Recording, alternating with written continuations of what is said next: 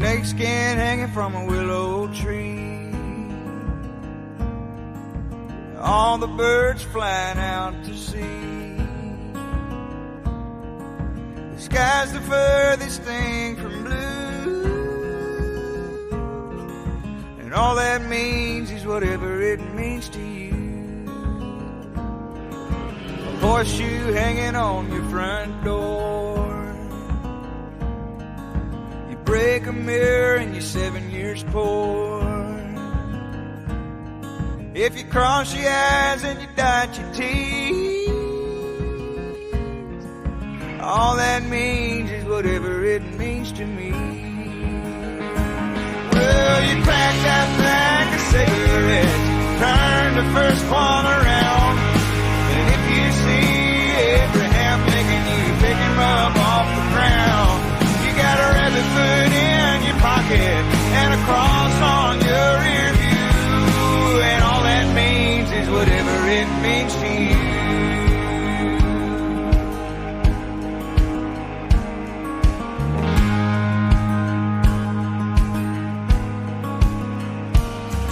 If the sun shines on a rainy day, you hold your breath when you pass a grave. Oh, and if knock on wood is all you can do, all that means is whatever it means to you. Well, you pack that pack of cigarettes, turn the first one around, and if you see Abraham Lincoln, you pick him up off the ground. You got a rabbit foot in your pocket and a cross on your rear view, and all that means is whatever it means to you.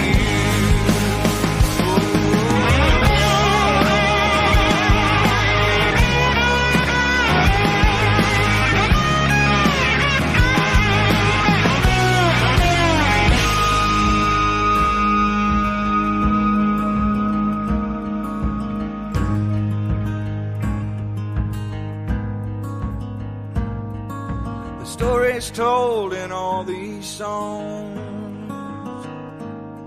don't sound the same to everyone.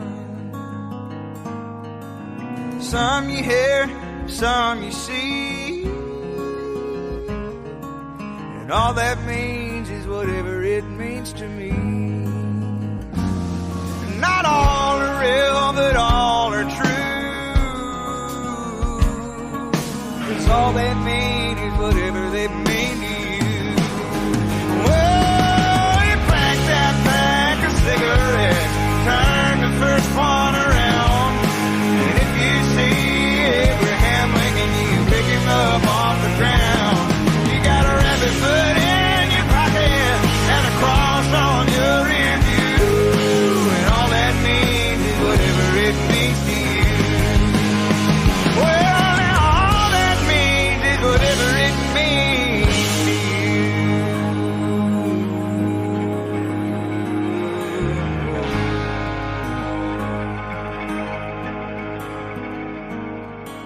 A snakeskin hanging from a willow tree, and all the birds flying out to sea.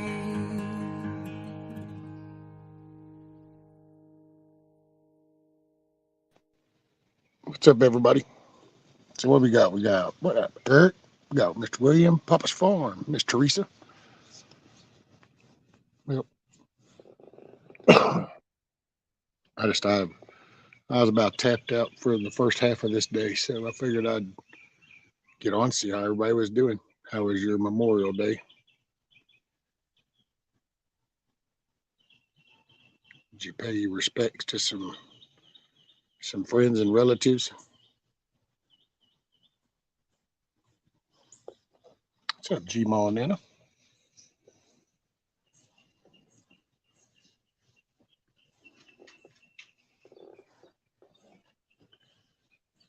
I'm your Uncle Billy. What's up, Mr. Larry? Magic. Man. Well, Had some ass kicking days, but boy.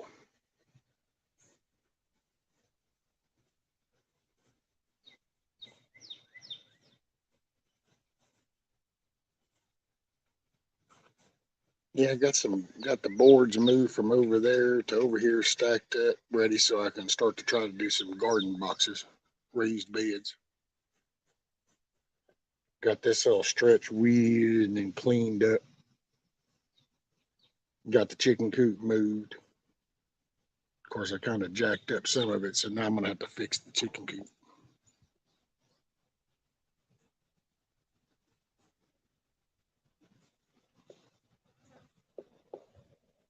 I don't know.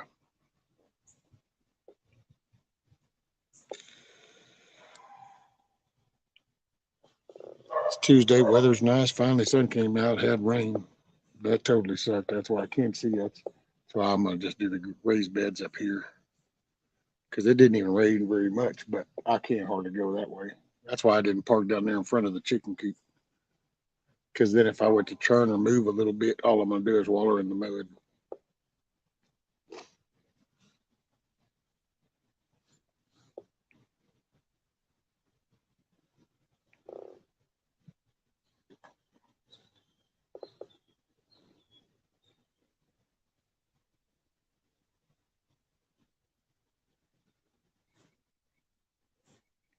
Yeah, I don't know. I was just, hey, morning, Miss Amy.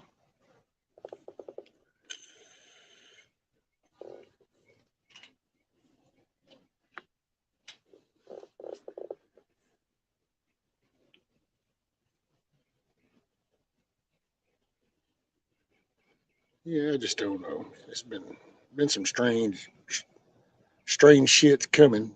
Strange shit's happening.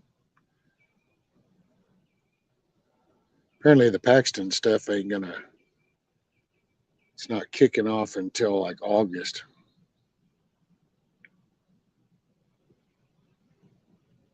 So far, Abbott hadn't announced a replacement, so that's a good sign. So that way it doesn't sound like he's endorsing somebody. Camo Carl, Wolverines.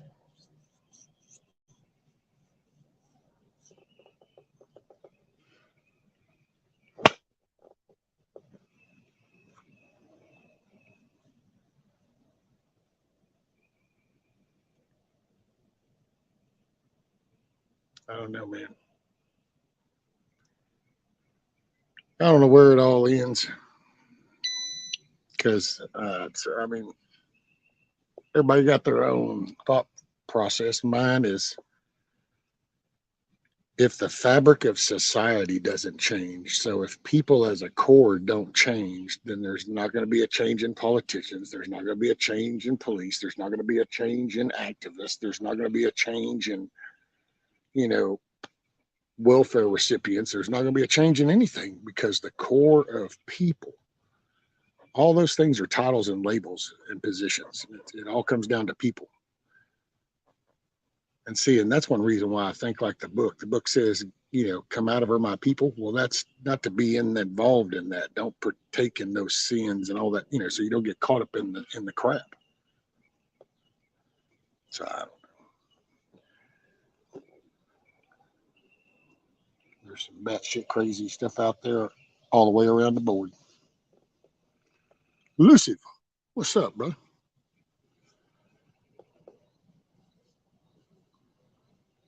Man, can't wait for the meetup.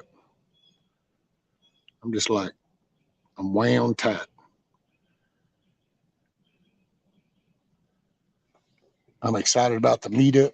Can't wait. And then I'm like stressed because I won't know about the finance part until like damn near right at the moment. Just juggling some shit because I really wanted to do this.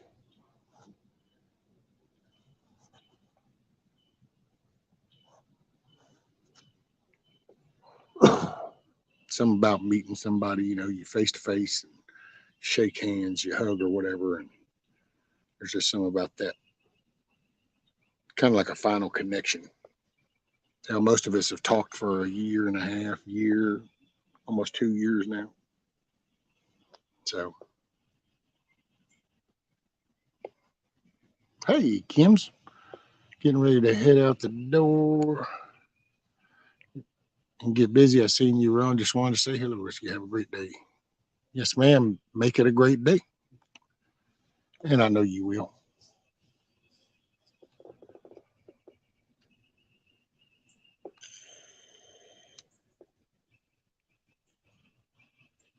I don't know, man. Just weird shit.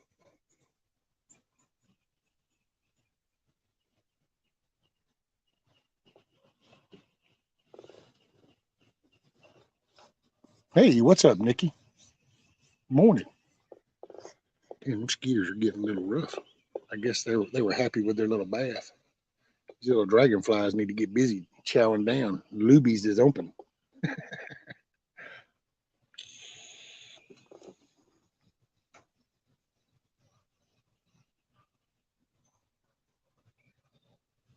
Hey, now you little red wasp dude. Now you better get to stepping, homie. You are not prepared. Don't screw with me, buddy.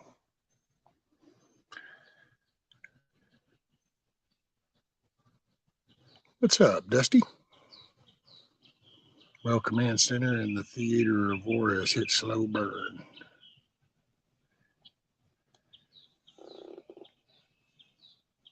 My tomatoes that I didn't do that shit right, so they didn't do nothing.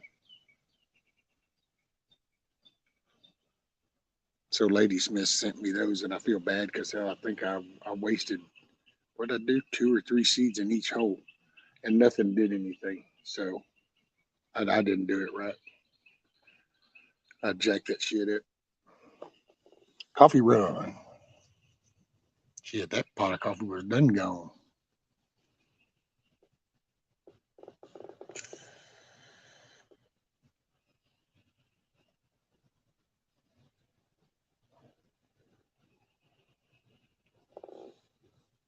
Oh, and I stand corrected, Nikki. The lady that was telling the missus about those chicks, it was 5 chicks.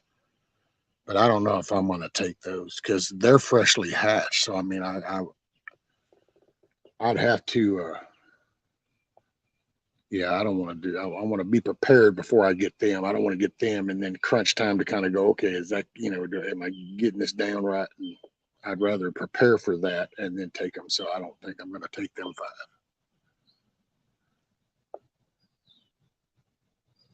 Plus, I got to do something with BB. I'm fixing to have to just, when we get done with this meetup, then me and him are just going to spend some crucial time together. I'm just going to probably spend like a good week out there every day inside the pen. He's just, he's got to chill, dude. He's just got to chill.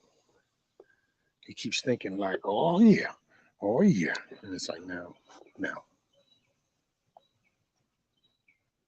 Hey, Miss Nancy. Camo says, let's see. Been getting it done with great weather here the last couple of weeks. Only 1,000 projects left to go. Right, Carl? Hey, Black Watch.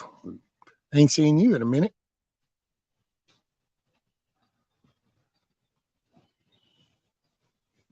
Make sure I didn't miss nobody. Oh, hey, Miss Mayor. Boy, now hadn't seen you in a minute neither. Hope all is well.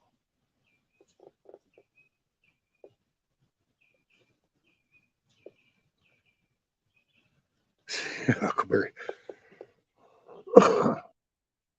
Oh, dude. I mean, I laugh at him. So, sometimes y'all might think I get like I really get pissed off at BB. And no, most of the time it's all humorous. But I mean, I'll just tell you about it, and I guess it would sound like it. But it's like when I moved the chicken coop yesterday morning. Oh, son. He come bailing up out that coop. He was full blown attitude. He had the worst attitude he's had yet. He literally had no problem ramming me about 3 times before he stopped sideswiping me because he was pissed, dude. Because I moved the chicken coop that morning. I was going to move it that night, but she had 2 nights that got switched to where all of a sudden she was doing some crazy hours. She had to get up at like 3 in the morning and shit. So I didn't move it that evening. So I moved it the next morning, yesterday morning. And I was about 30 minutes behind schedule whenever I did it. Well, see, they were already, he was ready to get up whenever I even moved it. And then he had to hold on while I moved that track, chicken tractor out around the back of the yard and pulled it up and lined it up over here. Son, I reached up and slid that door open. Homeboy come out full blown attitude. All the way down that ramp, come over and he hit my leg sideways like 3 different times. And I'm like, look, dude, I get it. Okay, I get it. You're pissed off. Get over it. I just sprinkled some scratching and left. So he'll get over it. What's up, Eric? Oh, KC. What's up, ma'am? What's up, Garrett?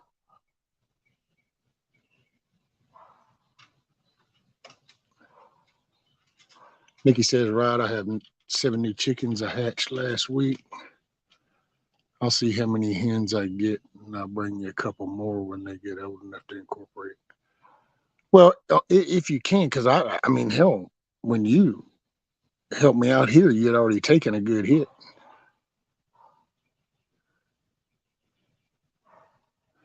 Garrett, and you'll just have to wait. I'll go back, tomorrow or something into the chat, and I can give you a wrench on this one.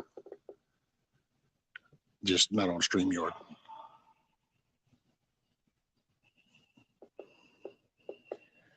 But yeah, I don't know. I laugh. I told her all last week. I get it. I think way too much into it, but it's just who I am. It be what it be. Oh, okay.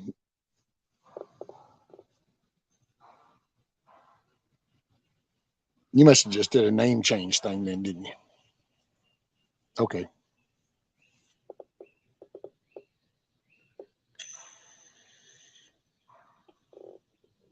Yeah, man. And I really have totally, uh, I think I've gotten caught up in the moment in the last year, and I'm peeking out because, ooh, son,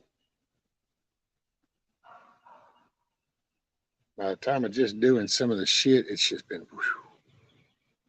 Matter of fact, I'm going to try to push hard this week, and then into next week is I won't do anything. I'll try to just chill, and then I'll get ready for the drive. Yeah. Garrett's going through his transition.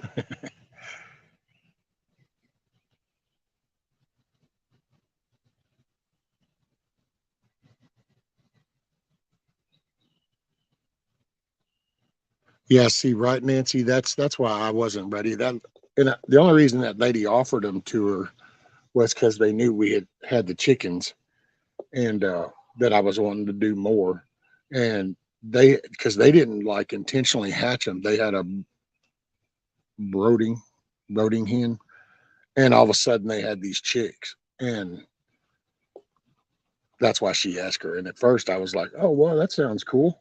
And then I was like, wait a minute, you're talking freshly hatched? And it was like, yeah. And it's like, yeah, I don't know about all that. Not just yet. Hey, Willow.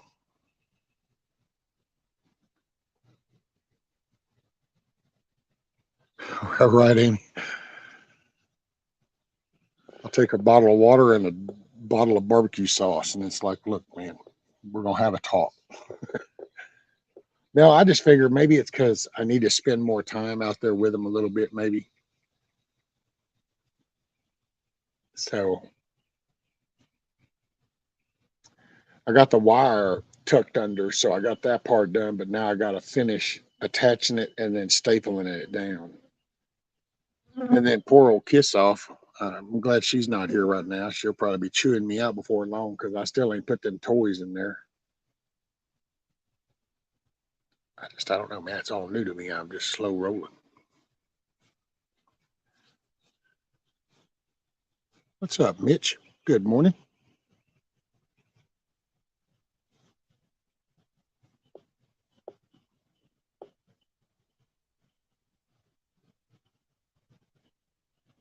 But yeah, officers here had an interesting day yesterday.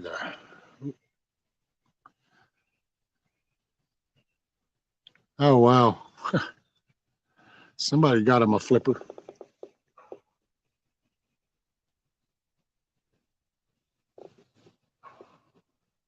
Hey, Mama Red. What's up, man?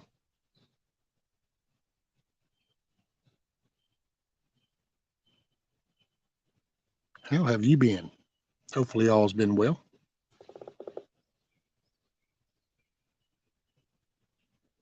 Yeah, I don't know. It was just crazy, crazy shiznit.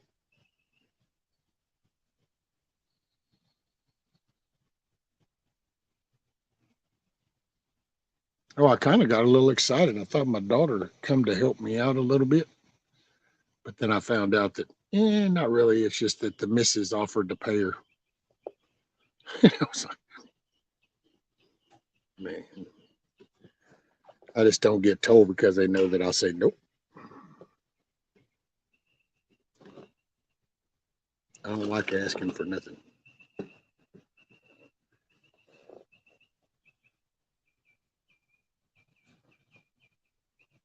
Mad Shag, greetings from the Erie Coast.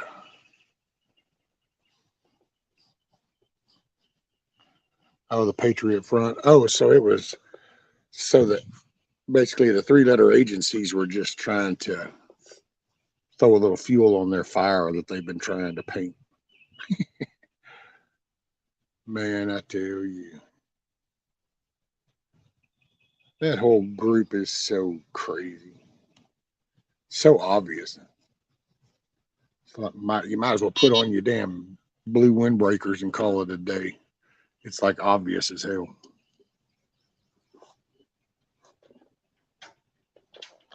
Dude, you don't even have, think about this. You join the military and you get put in a company, the company, when you stand in formation, the company doesn't even look as clean and uniformed with a brand new clothing on as much as that group does. That group looks like they opened up the big box that had all the shirts in it and were like handing them out. Everybody got their pants, everybody gets their hats, and it's like you don't see that like nowhere. Some crazy shit.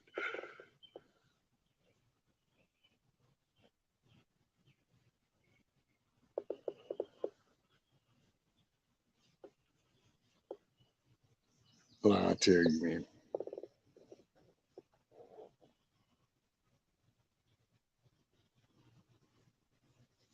Hillbilly, what's up, man?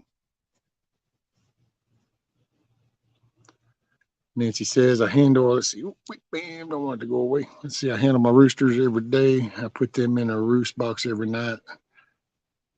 They like a swing flat board and some rope hanging from the roof. My chicks don't play with the toys they have. Well, there's like two or three swing bar type things. So hopefully they'll like them.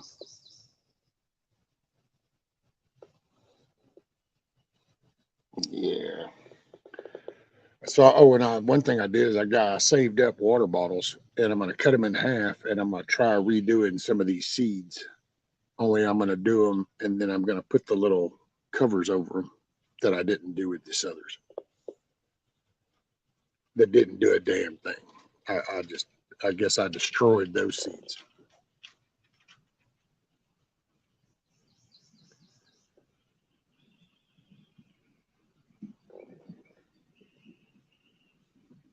Damn, sound like somebody got a flat tire.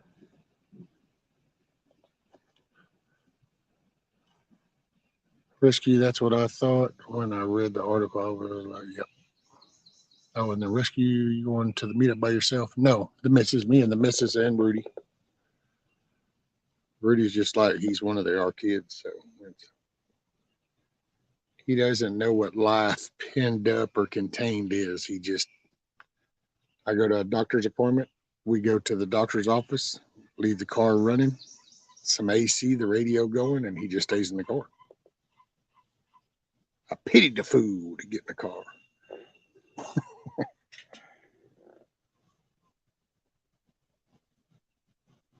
Oh, I know. I don't know where old Benjamin or Brian are, Mayor.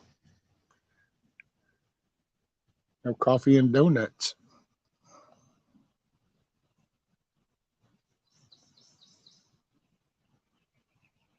My hens are much healthier without the roosters chasing them around. See, but he's kind of become a part of it. So, I mean, unless he just crosses the line, he's just part of it. He's part of the family now. We just have to have some attitude adjustment talks. But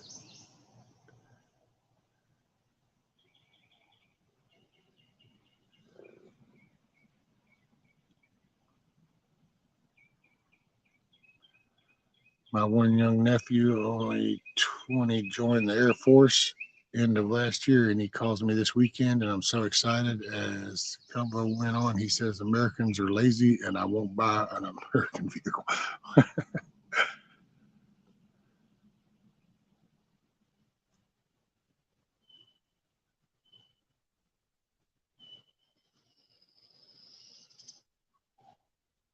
That's man. There's so much anti-American. We've.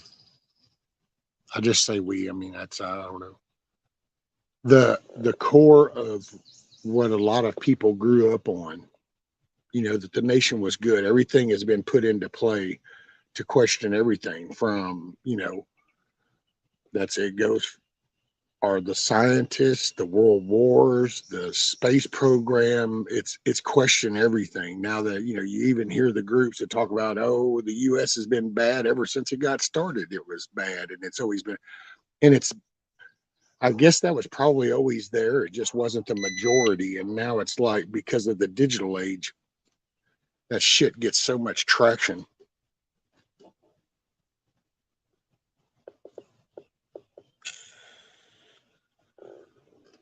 So it's just, and now with the media being so jacked, you know,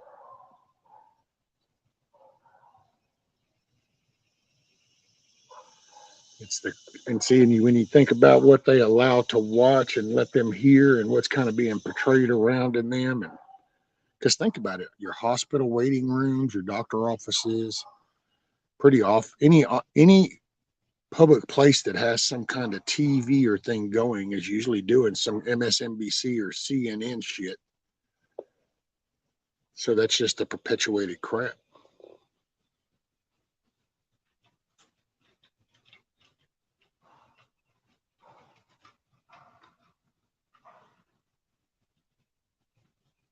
Right, Huckleberry, demoralization of America. That's why I don't know. I just that's why I've kind of just, a lot of those other talks, it's just, I'm done. No, I know what I grew up seeing. I know what, I won't ever disrespect or take the honor away from those guys that risk everything, that died in missions and testing flights and shit. And the guys that storm beaches that most of these generations can't even fathom, like, oh, I wouldn't want to get on a boat, much less when the boat hits that damn shoreline and that gate opens up, and I don't know, a dozen motherfuckers fall down in front of you if you got the balls to still keep going forward. Hell, most of this generation wouldn't even get on the fucking boat to begin with.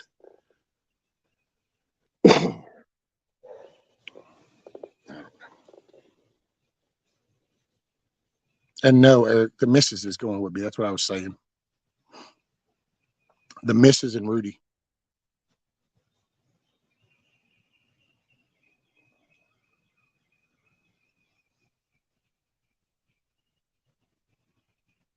William. Hey, Faith. Faith takes you far. On rescue, hope all is well. Stop by and listen and agree. Things are not the same. Nope.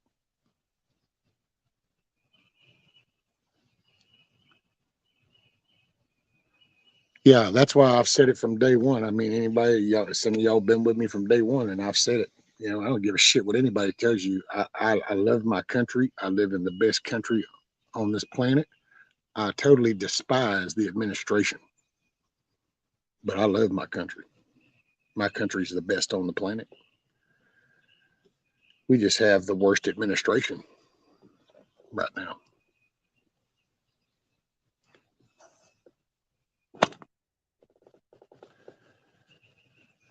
That was a no-fly zone. He violated. My bad.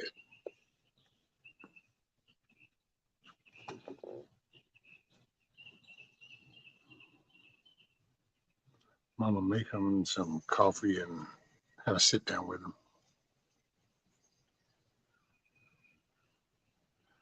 It says, I honored my daughter, Misty Dawn Warren, yesterday. She gave her life in peacetime for our country. She was a test parachute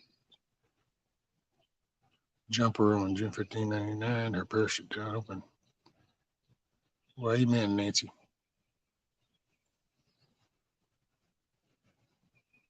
See, it's like people that do that, you know, when these latest things. Oh, hold on. Rudy's done.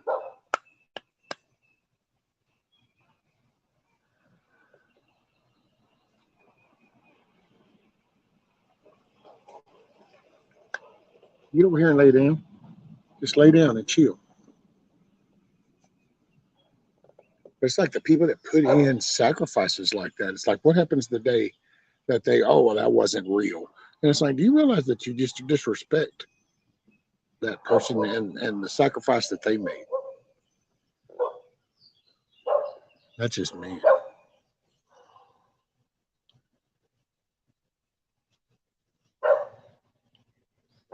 Oh, great.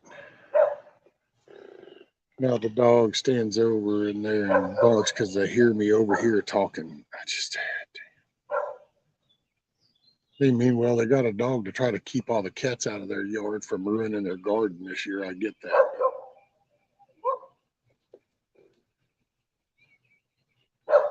Already get a whole scene started and snap and tell them sit down. Camel makes me sick to my gut, but it appears our so-called leaders have made us the bad guys of the world. Without our soldiers and the masses even knowing it, traitors need to be held accountable. Oh, well, that's our number one. If somebody said, what would be the one thing you can think of that would change the course, would be bring accountability back. Just across the board, accountability. Shut up. God damn. Sorry if I just screamed in y'all's ear.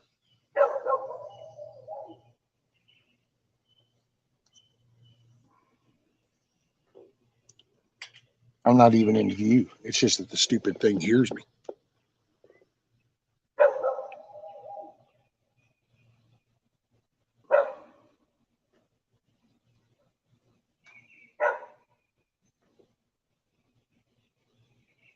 He's sniffing. We'll lead him to the table. Nothing short of a revolution will change this country. Well, actually, what the scary part is, Huckleberry, see, is the version of that. Kind of go back and read through the beginning up to 76, and you see the collective formation, you know, of the talk of, hey, man, this is crap's old. You don't see that. You know, it just, and now you figure the population's a lot more. I don't know. Do you have another ally outside that comes in to help you? You know?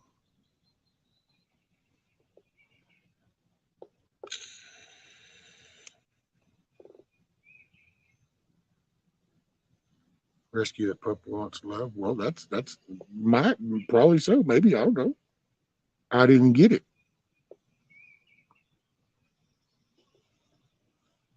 Mine's right here, just laid out and chilled.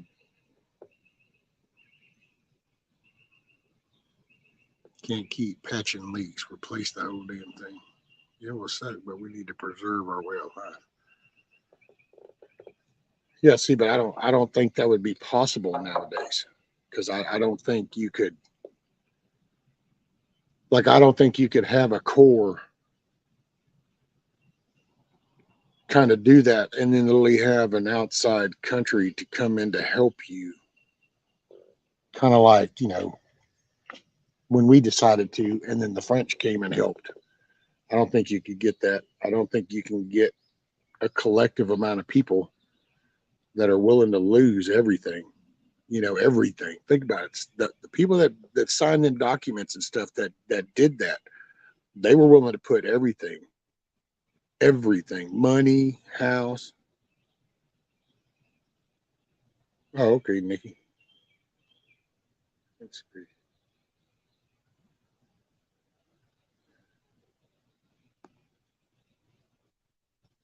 So that's why I just don't know about that option. Not that I'm all there, I'm just, but I'm looking at reality. You can't, okay, prime example. Here's a good prime thing. If you go to individual people and ask about this whole crap that they're doing to kids, you'll find that 90% of all the Americans are going to be like, what? No way, man. Let kids be kids. So you'll hear a uniform statement of let kids be kids. Don't do that. But here we are. You see? And so when you kind of go, okay, wait, there's one little thing, and we can't get a focus enough on this one thing that's fucking our kids over. Hey, there's Nikki. Hey, Hey. morning, y'all. But if we can't focus on like the one thing that affects kids, like if you can't bring that up and go, wait, what? And that's not your rallying cry is the kids, then how can you see a rallying cry behind taxes or against starting wars in other countries or, all this other crap that's going on when you can't even get people to concentrate and go, hold them on. I don't give a shit what else is going on. We putting the brakes on this shit. Then how can you have a revolution? You can't get people to focus on the kids. I'm focused on my kids. Well, yeah, you are. And I think anybody here knows that I don't mean like them, but it's just overall, when you look at it, that shit's going down. You would think in these cities where that stuff goes down, when people saw that, they would go, oh my God, what the hell is going on? They would if they saw you taking your kids into a strip club. You know what? God. Hey, y'all, okay, I can't see the chat. I'm sitting outside on the porch or whatever, but I have to say, you're talking about that, and I haven't been around much because it's a busy time of the year, garden and the whole thing, and then family birthday parties and hanging out. And anyway, there's this guy, I think his name is Dore or whatever, Dory Love. His channel is called Ministry of the Word. And when you're talking about kids, I watched so many of his videos and stuff. And he's a street preacher. He preaches the gospel, but he went to this, how they have those trans book readings or trans, whatever entertainment things. They rented this this building, and it wasn't a lot of people, but he sat in the back the whole time and he watched this go on, and these people have their little kids there and stuff, all talking about love is love and, be accepting of everyone. He waited till the whole thing was done and he stood up and he started preaching and telling them, well, I'm not going to say it on your channel because it'll get shut down. But anyway, y'all go check him out. It's called Ministry of the Word. If you're interested in that type of thing, this dude, he doesn't give two F's about anything. He'll go straight out and tell people exactly what what is what it is. That's what I mean. That's what really gets me when it comes to kids. It's like, my God, this has been, we don't let them smoke. We don't let them vote. We don't let them drive. Everybody in there, hell, you don't let them around a pool unattended because the shit can go bad. And yet it's like, yet this just comes sliding right on in and nobody kind of jumps up freaking out like, hey, the theater's on fire. You think? Well, we would. Sir, I live in Montgomery County, and all my kids went to school here, and I basically moved out of Houston to come up here to Montgomery schools. They still say the Pledge of Allegiance. They say that, pledge to the Texas flag. They say a prayer in the morning. They didn't wear masks during the whole, all that mess. I'm talking about my grandkids now because my kids are grown. But what's up, T2-1? And if they started doing any of that craziness in this school, school district up here. No, no, no. People would. I'm just saying, it really matters where you live in the country. I mean, in my Yeah, but opinion. I got to tell you, Nikki, there's been some Damn. like this, the stuff you heard me gripe about here with this whole Property 211 thing. Oh yeah, your That was a neighborhood total thing. shift. So you're starting to see people Oh, don't like confrontation is what the problem is. It's I don't. becomes there's so many people became weak. They don't like confrontation, and they think that all confrontation has to be some kind of screaming thing and tyrant. It's like, no, Mm-mm, you can actually mm-mm, call somebody out on bad shit and mm-hmm. just go, excuse me, that's wrong. No, Yep. that's wrong. This is how it's wrong. Bomb, bomb, bomb, bomb, bomb. There. You ain't got. We need more. Because, like I say, Well, man, I don't know. I'm blown away this Paxton thing here has me worried a little bit because, Rudy, would you stop? Sorry, I don't know what he's done. Got curious on something. Hell, his little old tail is straight and he's like got his ears and he's focused on something. And it's like, dude, you're going to give it something hey, just so you know, brother, it'll be your own. It's going to be natural. You'll either go through it or you won't. Ain't got no thousands of dollars for no vet bill. yeah. Get your ass over there and lay down and attend to your own business. Yep. Yeah, really. Sorry, Get over there. Today is my recovery day. I'm not doing. It's been really busy lately. Oh, my little seedlings are coming up. The new bed that I made last week or what. Anyway, I just went squirrel. I have my grandson with me because last week was the last week of school, so he'll probably stay. Shoot, he might stay all week with me, but we went out to the garden this morning. He likes to eat the sugar snap peas right off yeah, I'm teaching him. He held one of the baby bunnies and he helped me feed the chickens and he ate sugar snap peas and I showed him all the stuff in the garden and he'll walk around and go, is this See, edible? and Is that's this the good edible? Can I things. And eat he ought this? to be able to go talk with, like when he talks with his friends or you go to school. I remember when you could go to school and talk about helping in the garden, nobody laughed at you. Nobody made fun of you. Nobody made that seem like that was something right. And that was always something cool. Well, he's all about it. He's 7. He's only 7, but And see, and that's last good. year, We need more of that. yeah, last year he helped me. I Hey, taught him, man. okay, compost pile. He helped me sift the compost through the sifter and all that stuff. He thinks it's cool that there's a garden. He can just walk out there and eat green beans and sugar snap peas and stuff. And he loves to play with the baby chicks and hold the baby bunnies. And he was here. He's been here for Butcher Day, and he didn't like it at first, but then he kind of got over it. He's like, okay, Carl got the right idea. We were trained what? for this shit. No seatbelt, truck bed riding, hose drinking, learn the hard way survival of the fittest generation. Oh Bring it my up. gosh. Yes, That's Carl. it.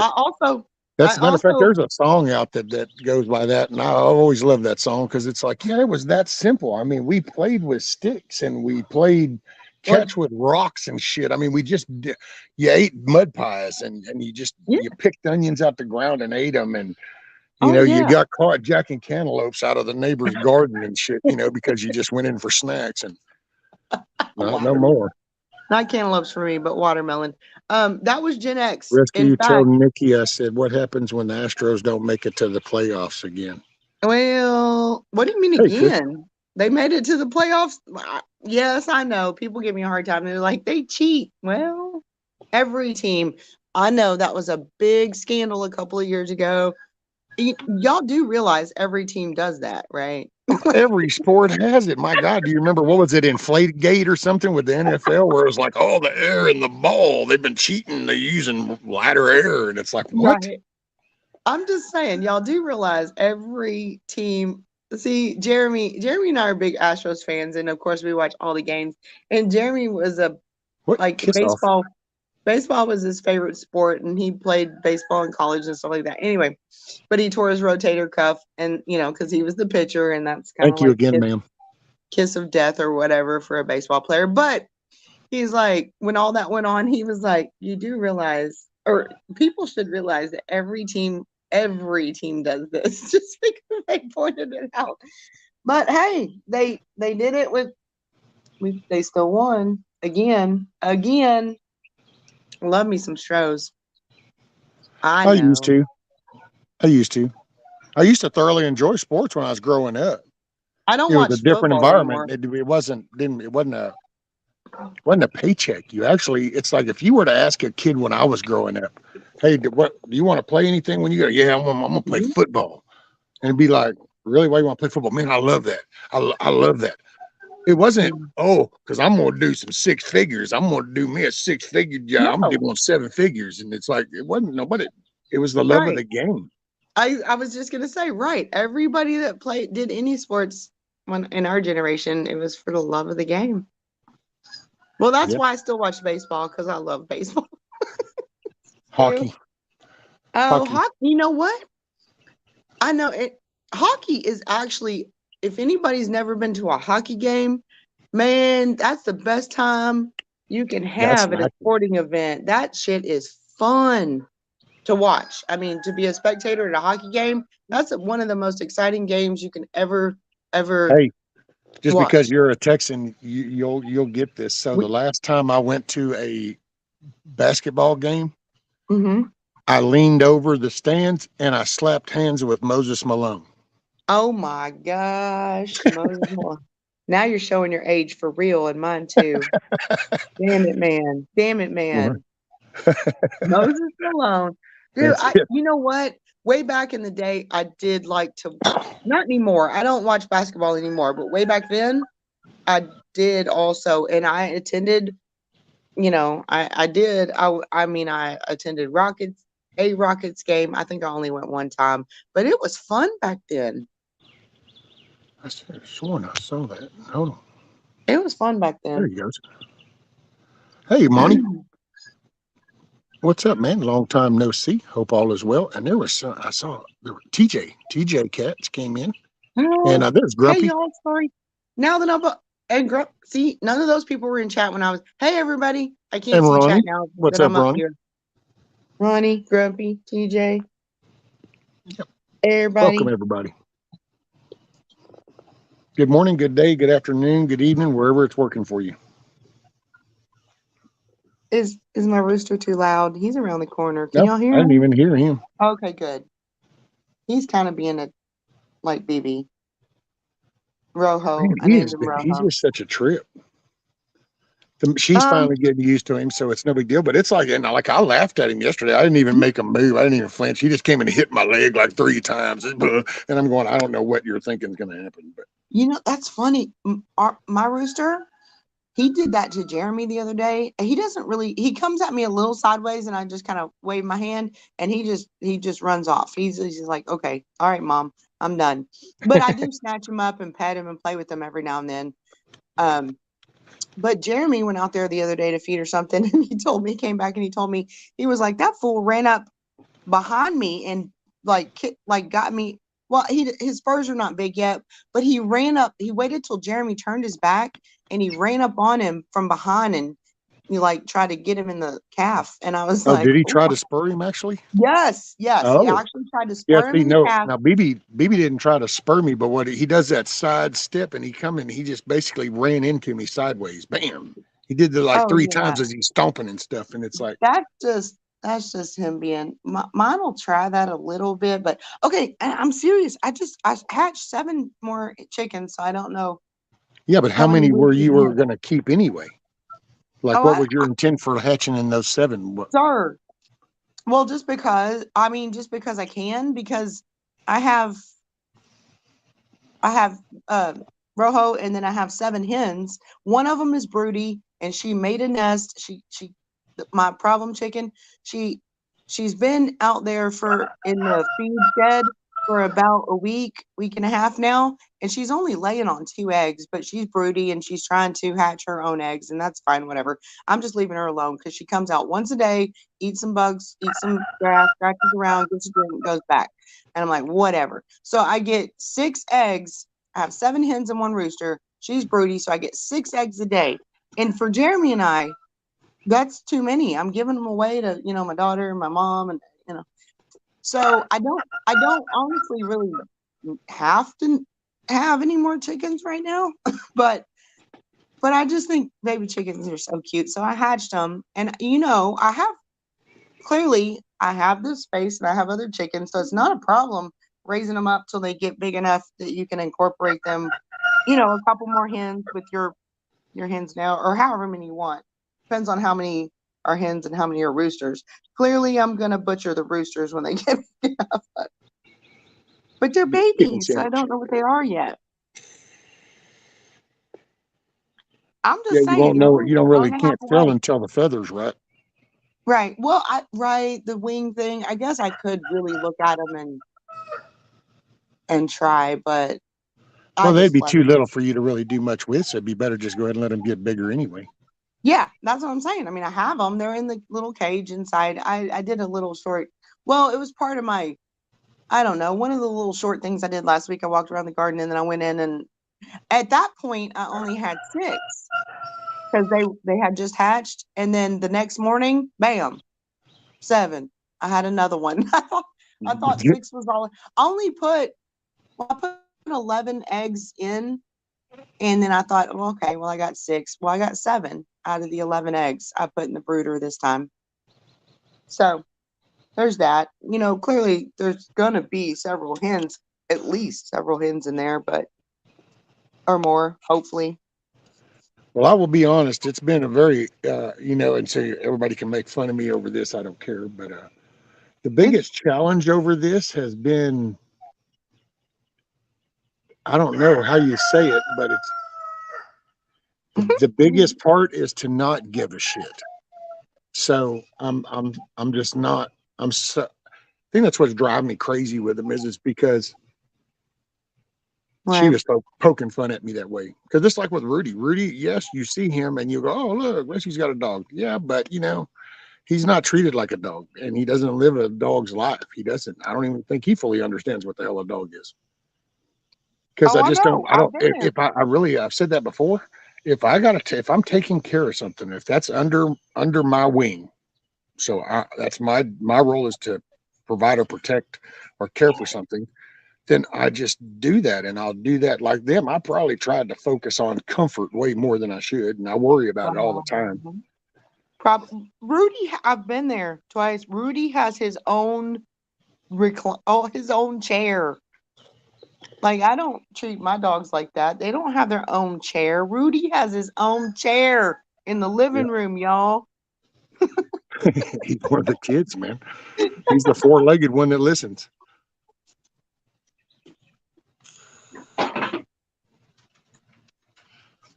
But it just, and that's been because it's like with him. It's like this morning. I let him out, and he to me, what I see, he's being a dick. So I don't know if that's though like, oh, I know about chickens, and so I see this, and now I'm going to say, oh, he's just being a dick, or it's just me because it's like I don't know, dude. I don't like bullies. I don't like people that just want to be assholes. I have a there's some little thing in me that wants to come out and just go slap the living shit out of somebody that does this. You know what? I could be an asshole to you just because I can. And it's just kind of like makes you want to just go, no, you can't. Wham. Well, And yeah. I he mean, I brings agree that with out of that. me because like this, he didn't. I laughed when he was doing the humping thing, and hell, I've laughed with y'all on it because it's like, oh shit, chicken porn. And it's like, but sometimes he does that runner and they haul ass, dude. It's like, no, no, no. And No, that it's like he's trying to hit him. it's normal. That's normal. Yeah, well, I don't like Before, it. I know you don't like it, but I'm saying, when I first had them in that small building that's now the feed building, and I had the bigger coop, and they free ranged. The minute that I opened that door, they would start flying out and coming out, and he would chase every single one of them. And some of them were, okay, fine, get it over with, and some of them would haul ass. But I mean, it was normal. My BB's dad and my rooster's dad did the So is that what they same kind of thing. just do? See, I get it Yes, with the yes. hens because it's the pecking order with the hens, but No, that is normal for a rooster to do. It's normal. Trust me. It's normal. because I've been watching some other things, just kind of scurrying around looking for different, just kind of listening to the side conversation. Maybe not so much what the thumbnail was about, but it would be about roosters, and there's people talking about having to isolate their rooster and shit. And Well, I was like, well, I don't know. I guess I could try to build some little mini version for him and okay. be like, there you Here, go, homie. But I'd see then Here's I the get, you know what? The first mental image I got is man, I'm going to confine that motherfucker to all by himself into some little area, and I just can't do that. well, I'll make okay. you a grilled chicken sandwich first. Is he are the chickens, is he harming them, or is he overbreeding where he's pulling out too many feathers? Are they looking like they're not well, the hens, No, if okay. every now and then I can tell a disturbance on the back because it's like he moves that top layer of feathers, so you see the little smaller ones underneath. Yeah. But then again, sometimes I don't know if that's really him or if that's they done had a pecking order discussion because that happens, and I'm okay with that. I get that. He Yeah. just comes out the gate, and like some mornings, at first I used to laugh because it was just kind of like a little horny ass rooster. And Yes, it's they like are. now that we're out the coop, buddy, I'm ready to get busy. But here That's lately, it's exactly what not mine. the busy part. It's like, yeah, we're gonna chase you down on my attitude. I'm just gonna go bam, bam, bam. And it's like, wait a minute, hey, that's some serious ass foreplay shit going on there. That's what they do, Brian. That's what Well, they do. That's what mine did. And as long as the hens, though, it can't. There are times when it can be an issue, I guess, when they're overbreeding or whatever, or he's being way too aggressive and all that. But if mine well, did there's the been same. days that we've only gotten one egg. And see, and Oh, that's why here lately I've been going, man, are they stressing out? maybe, Is maybe, he stressing them? maybe. Well, that's why I'm saying I want to bring you at least 2 or 3 more hens. That way, Yeah. yeah. Maybe Yeah. he'd feel, maybe then he'd be, I don't know, maybe he'd do better with more. Oh, yeah. He, So you maybe really, then it's like, okay, good. Now my harem's bigger. I feel okay. Now I don't actually have right. to do my I little have man one, syndrome so much. I have one rooster and 7 hens right now. So it seems to be working out okay. You only have 3 with one rooster. That's why I'm saying, that's another reason why I incubated some more, because I'm like, well, I could incorporate a couple more into my, but you probably need a couple more, 2, 3 more hens, and then he'll calm down a little. So he just needs more Hmm. extracurricular activity. Yep, I think so. I'm telling you, I'm gonna raise these till they get old enough where you can incorporate them, and I'm gonna drive over there. It's only an hour and a half, and I'll probably do it during the week while Jeremy's working. I'll get up one morning and I'll come over there and I'll be like, "Here you go." But keep them in a, like, put them in there at night on the roost. Just put them. We'll figure out somewhere to put them. But in one evening, you just like stick 3 more in there. Once your other ones go up to roost, you just kind of like throw 3 more in the coop at night while they're inside and not running around. And then the next day, there will be a little pecking order thing going on with the hens and maybe even the rooster. But they tend to do better when you throw them in there at night. Well, I've watched some of these people. That's the best way to even move them if you ever want to move them is just at night because they're just Yeah, they're they're more they're they're docile. zoned out. Matter of fact, it Yep. reminded me of looking at wasps at night. If you go out to a wasp nest, you can only walk up there and just take a pair of needle nose and grab them individually and go click, click, click, because they're just dormant. They're in hibernation mode. Yeah, yeah, yeah. Oh, I didn't mean to miss out on chat. It's clear. Shit. Sorry, y'all. I Effing can't see chickens, chat. right, Huckleberry? Effing chickens. Effing chickens. Right. I looked down the chat just in time to see Huckleberry with effing chickens, and it's like, there you go. Hey, so explain to me. I was listening earlier. Hey, Greta, Firefly. Explain to me about your tomato seeds. You said something about trying to grow some tomatoes or Oh yeah, germinate I some did that tomato seeds. a couple of weeks ago on one of the streams one morning, and I sat here while I was talking, and I did these little planters, and Mm-hmm. I spaced out the tomato seeds, and I planted them, and I was talking to everybody, but I didn't. I didn't do any kind of like little cover over them. Well, I You didn't don't have water them to. and water them, and not a damn thing sprouted. Really? And it's like, so I don't think I did those right.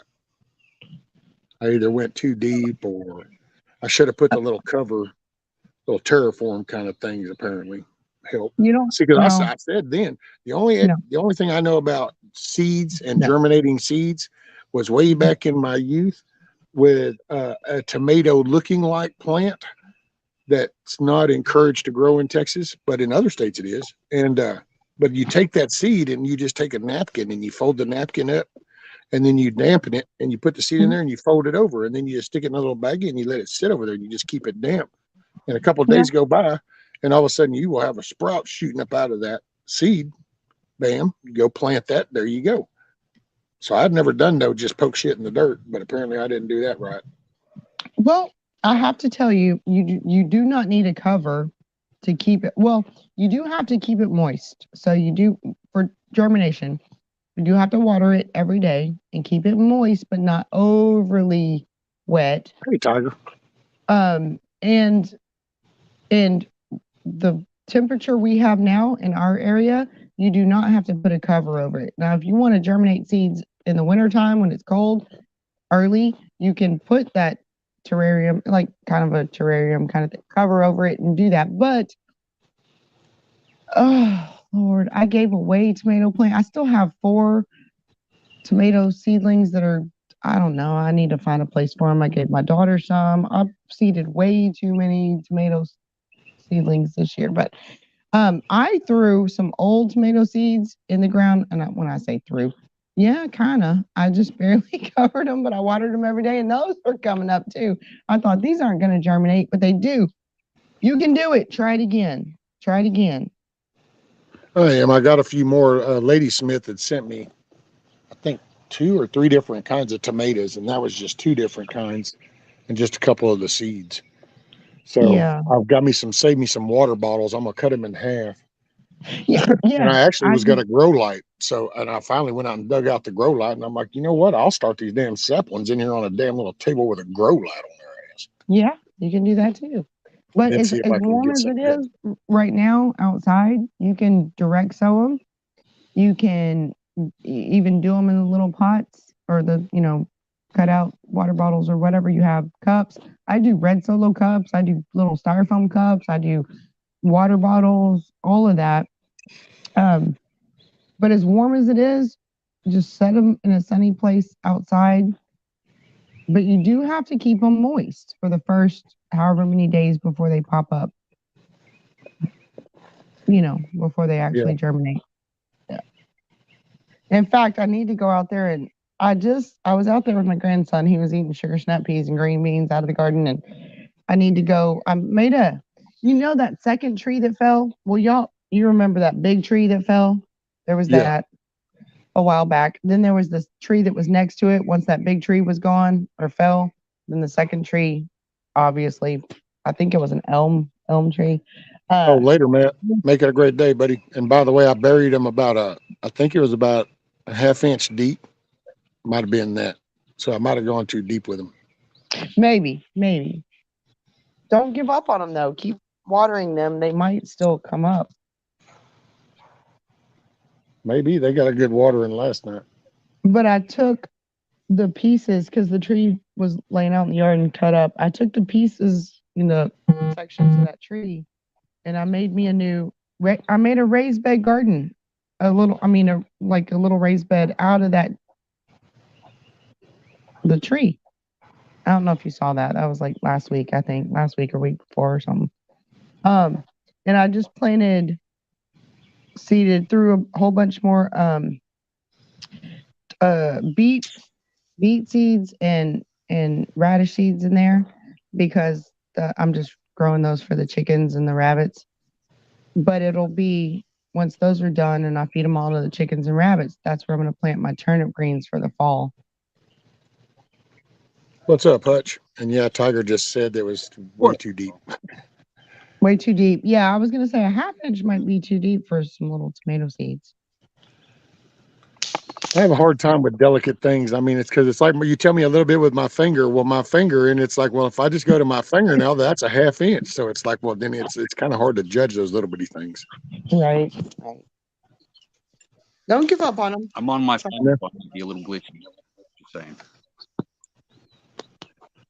Weather's looking good there. It is It is damn near perfect.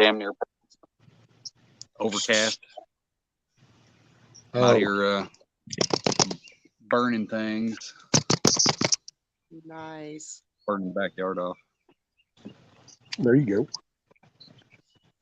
Yeah, that was actually one thing I did. I screwed up when I moved the chickens where I put them, and I thought, damn, I was going to burn that pile. But now I have to wait till I move them again because it's sitting right next to them. Right. I feel like it's too hot here already to burn anything. I have a whole bunch of limbs in my burn pile, and I need to burn them, but I'm like, I'm not gonna tend that fire when it's 90 degrees outside. It's not too bad. I'd say it's probably lower 70s right now. Oh, that would Like there's a clear bit of sky, so everything is overcast. So it's just, you know what I mean? It's that nice kind of perfect, Oh, not yeah. cold, not, you know what I mean? I've been out here for about 4 or 5 hours. Ain't dropped a bit of sweat yet. You know what I mean? Perfect day. Oh, yeah. no, yeah. Lower 70s would be great. No more. Right. We're well beyond that here in Texas. It's not even Hell, it's summer yet. already 82. Yeah. That's what we've been all week. We've been in the 80s all week. Like it's been that kind of just dry Oh, yeah. heat. No. Well, that's now. By this afternoon, we'll be in the 90s. Yep. Y'all can keep that shit. Yeah, I Yep. can. Oh, man, come July, dude, it's going to be probably a cooker. Right. That's why I said we cannot do a Texas meetup ever in July or August. That's why we're doing it next April. If we invite some folks down to Texas in July or August, we're just going to kill some people. People be Hey, that'll be dropping the like Texas flies. Prepper Edition right here. You have the survival endurance test. People be dropping Right. like flies around here. Ooh. Oh, man.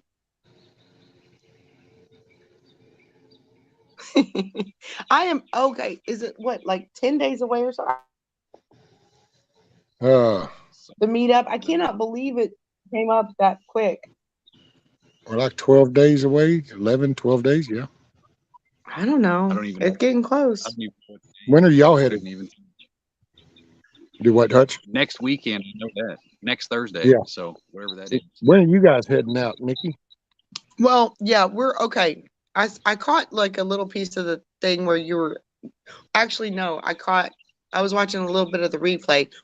Jeremy and I are only gonna stay. We're not doing the 4 days because he took one day off, but he wouldn't take Monday off. And I was like, that's fine. So we compromised. So we're gonna stay Friday night and Saturday night.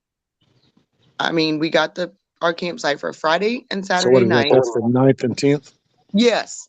So we're leaving about 2:00 in the morning on Friday so that we can get there at a, decent time that afternoon, hang out, spend the night, hang out all day Saturday, spend the night, and then we'll head home Sunday morning. So, Oh, damn. So y'all aren't going to be leaving until like 2 in the morning. right, on Friday. Well, he's working on Thursday, so he'll be at work all day, come home, eat dinner, sleep. We'll sleep, he'll sleep a few hours, whatever, and then we'll get up at like 2 on Friday because he took Friday off. So when we leave there on Sunday morning, we're going to drive however many hours it is back. He'll sleep a few hours because he's determined to go to work on Monday morning. So there's that. So, yeah, we'll be there Friday afternoon sometime, all day Saturday, and we have to haul ass Sunday morning. Okay. Well, because I was actually, I was thinking about leaving early enough Thursday evening to drive through the night, and then that way be there Friday morning, so that way be able to spend like a good part of the Friday and Friday night, and then Saturday, possibly Saturday night, because we're at least doing one night, possibly two. Well, we're going to be there Saturday night, so yeah. Yeah, she was asking me if I knew when y'all were leaving. 2:00, about 2 a.m. on Friday. Well, I mean, like I said, he's going to be working all day Thursday, so I feel like that's too much to drive through the night on Thursday night, after working, What do all you day guys Thursday. like 9 hours? I think it's like 12 or 13 hours for us. 13 hours. Yeah.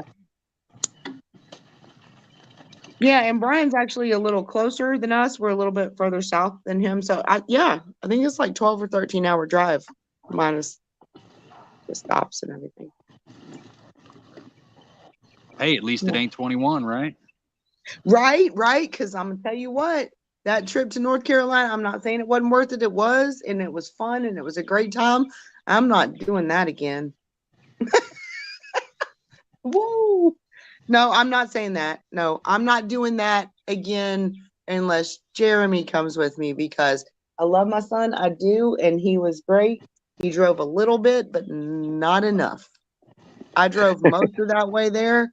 I drove most of the way. He drove straight through.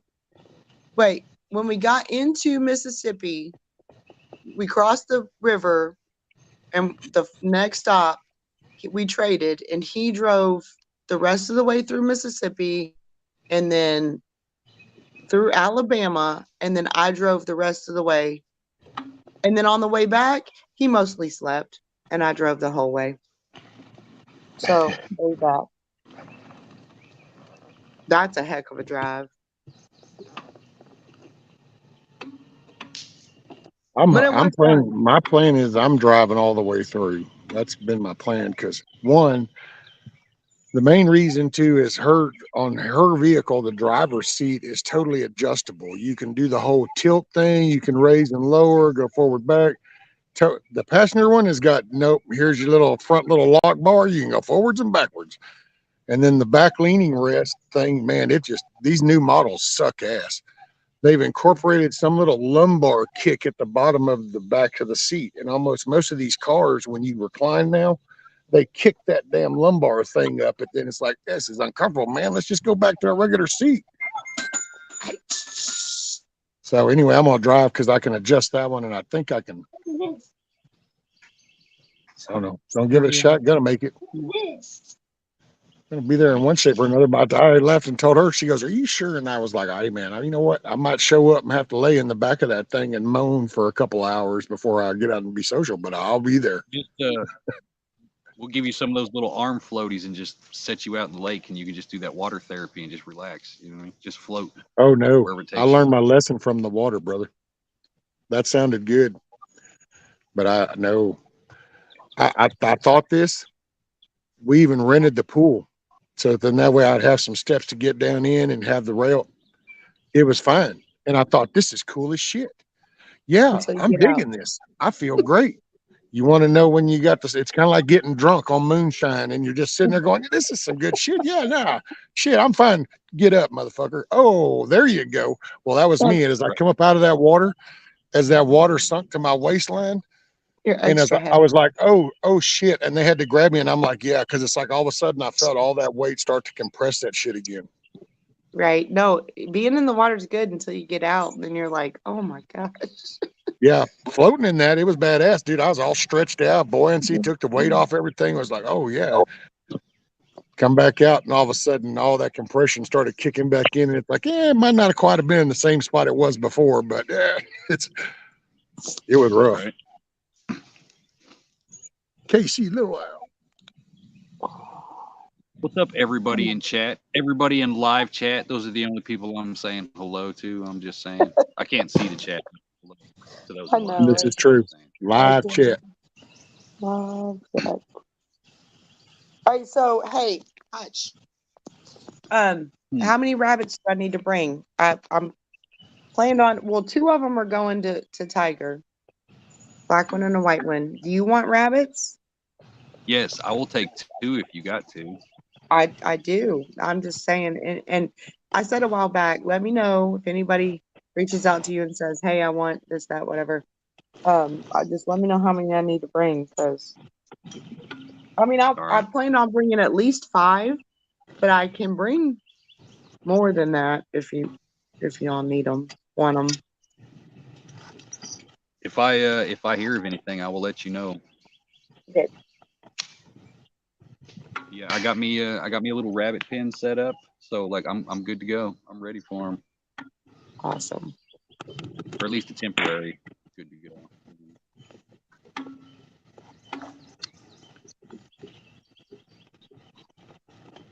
Yep, I'm gonna bring 5 for sure. But like I said, I can bring a couple more. Shit, honest, like I'll take it. You want to get rid of? Like seriously, shit. Well, yeah, I I mean, just don't want to okay, be a dick all and be like, hey, bring me 10 fucking rabbits, lady. You know what I mean? right. No, Like, it's fine. Just I have a freezer full of rabbit. I'm good. have the In rabbit fact, that tractor. that new one, that new rabbit that I got that looks like a tortoiseshell calico, like a tortie. She'll be having babies right after we get back. oh So damn. yeah, Hell, yeah. All right, I'll bring I rabbits. I would be happy with 2, but I will take 4 or 5 if you want to get rid of them. I've got room enough for probably 6 of them. So however that works out. Okay. Okay. Hell yeah. Brian said, "Hell yeah!" Eventually, Brian's gonna start raising rabbits too. Well, Yeah. we're gonna get there. Yep. Eventually. Right, right. Carl says, I'm picturing a 4x4 plexiglass mobile water tank, neck deep rescue, maybe a 4-cylinder. Like one of those anti-gravity tanks or Oh, the what is iron lung thing or something? the deprivation chambers where they just Oh, put yeah. you in a completely black bubble in a little pool of floating water and shit. Decompression chamber. Yeah, see, in prison they call it solitaire, but I guess if you're a diver, they call it a decompression chamber. But it's an enclosed area. You're all by yourself. Go figure. Yeah, that would be deprivation, not not not decompression. Well, yeah, Deprivation. isn't that a decompression chamber you got to go into if you come up too fast? Yes, yes, because you get the bends if you don't. Yes, when you're scuba diving, you have to stop at 15 feet or I think so, you and decompress your innards though. it's the oxygen. Yeah, in your blood. Yeah, oxygen in your bloodstream. Yeah, They yeah, expand. Matter of fact, that's why fish, if you catch fish from real down deep and bring them up too fast, their eyes bulge out. they do. They do. Like golden tile. I never. Golden tile. Man, that fish is delicious, but I think it's like 1,200. I don't know. Those suckers are crazy looking, man. If you've ever seen a golden, or they call them tile fish or golden tile, they are delicious. They're kind of like a cross between a fish and, well, it's a fish, but the meat is really white and, no, I wouldn't say flaky. It's kind of like, it's Swedish, kind of like a lobster, because they live way down deep on the bottom and their eyes are super big because there's very little light down there. Anyway, okay, I just went squirrel. Sorry, talking about food. Tile fish are delicious, just so y'all know. Damn, poor old Gmail. Gmail Merkel says my neighbor's daughter's head exploded scuba diving. Oh yeah, scuba diving. You have to be careful. There's. That was definitely a wrong mixture. Mm-hmm. That's rough. I gotta say, when I was young, I used to think, man, you know what? Because especially I worked offshore, but I just was like, I'd love to do the underwater welding if you can put me down there and put a cage around me or some shit Sharks. and let me do my work. But I've never, people do that. And I People do get it. that. It's beautiful. Some awesome looking shit. I love watching it. But I got to say, man, think about it. You go down there and you can't see that far. Even if it's clear, you don't really see that far. They see a Mm-hmm. whole lot farther. It's their world, and you won't know what sees you as a snack until, well, it's coming to take a snack. That's That's funny. like, Where did Hutch go? We lost Hutch. yeah, That's funny. The first time I had been like 4 times prior to Jeremy and I. When the first time Jeremy went to Mexico with me and went scuba diving for his first time ever, Yeah, it took him a minute. He wasn't, because he has a fear of sharks, and I'm like, dude, this is Cozumel. I was like, there's not great whites here. This is warm water. You're not gonna see sharks. You're gonna see lots of barracudas and all that, which those are bad enough. And it took him a minute, but once he got the hang of it, he was digging it too. It's fun. Oh, it's like I could go down in like a glass submarine kind of thing. I got not, I would totally love to see it, but I Yeah, guess I I've mean, just got too much defensiveness even out here that it's like in water. I totally feel I'm not comfortable. right. Well, I mean, when we go into saltwater, we are no longer at the top of the food chain. I get it, but Hey, I don't it's know. Damn, where was that? Wasn't that just down in? Oh, where was that? Was that Lake Conroe? what? Damn, there was just apparently an alligator. Hell, some game wardens had to go and rescue people off this little diving platform out in the lake because of an alligator. Well, okay, here's the thing. I mean, the people were probably afraid to get off if an alligator was swimming by, but alligators, they don't really mess with you because, man, Now, if I you grew see up. him, if they come Yeah, floating up to you like that while you're out, he's not hungry. exactly. That's what I'm saying. I grew up from when I was like 6 or 7 years old, swimming, jumping off the pier in Lake Livingston and on the north side on Kickapoo Creek, not even like the dam side at the bottom. I grew up swimming and fishing and playing and all that up on Kickapoo Creek on the north side of Lake Livingston. And Oh I yeah, mean, I would sit out there in the morning and see alligators just like 5, 6 feet in front of the pier swimming by, big alligators. But when you go to jumping off and playing with your friends and swimming and stuff, they just leave you alone. They yeah, really don't mess with you. yeah. Yeah. See, that's one thing, I guess, because But I see, haven't, sharks. But see, right. sharks are different That's because different. when you get into that kind of thing, it's kind of like see a gator. Well, and if a gator was hungry, then you would be in trouble because when he comes and does a sample bite, it would be enough to hurt you. But see, sharks, dude, a shark doesn't even have, most people don't even realize this, but a shark doesn't even have to bite you to actually screw you up. Like a shark can just brush your ass and it would be like being thrown into a sander because it's like sandpaper on their Yeah, skin.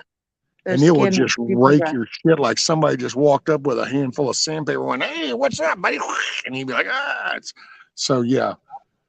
And you can't do nothing.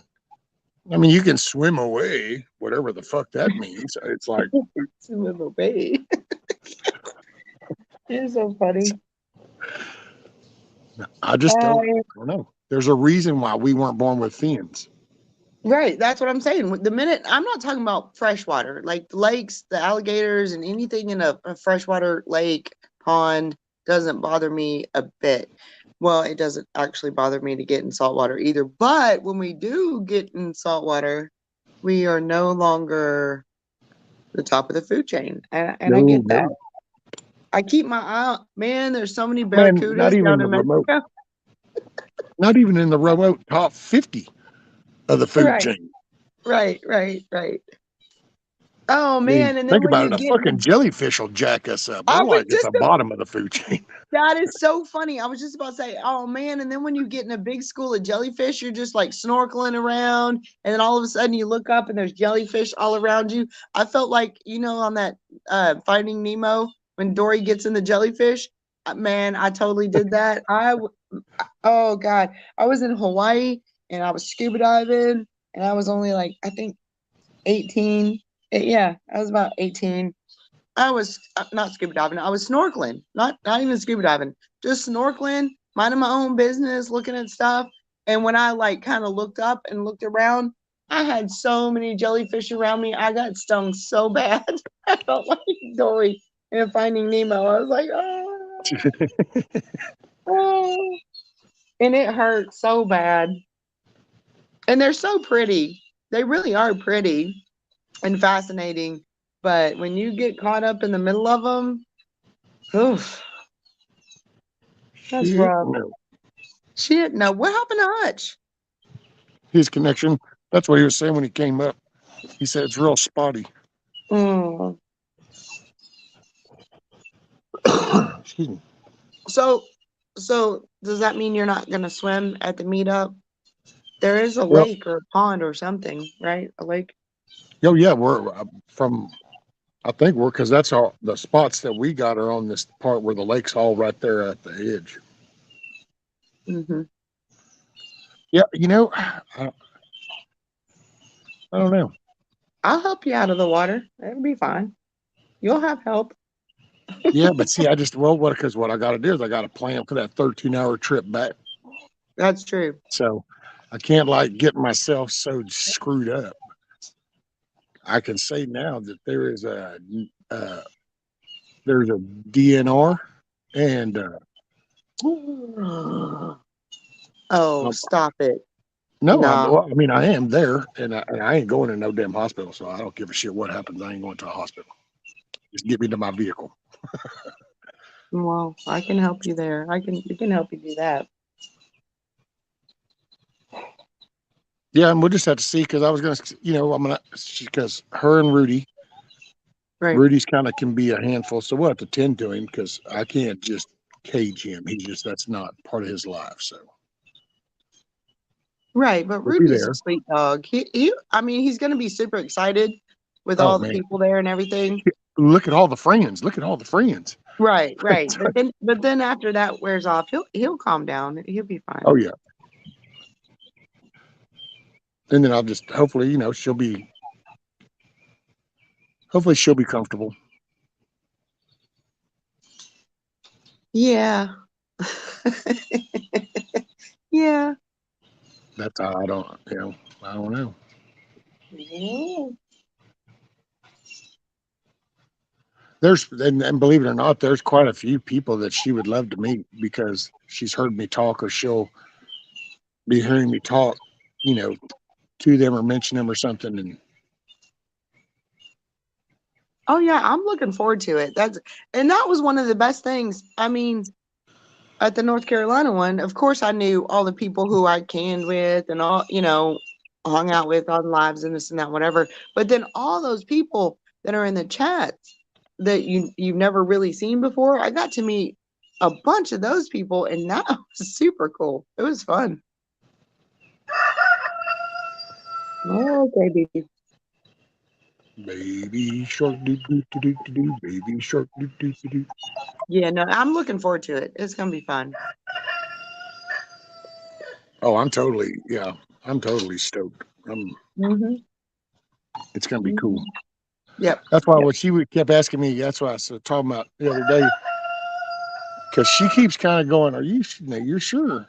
Because you sure do have some issues. And I'm like, hey, you know what? That's different.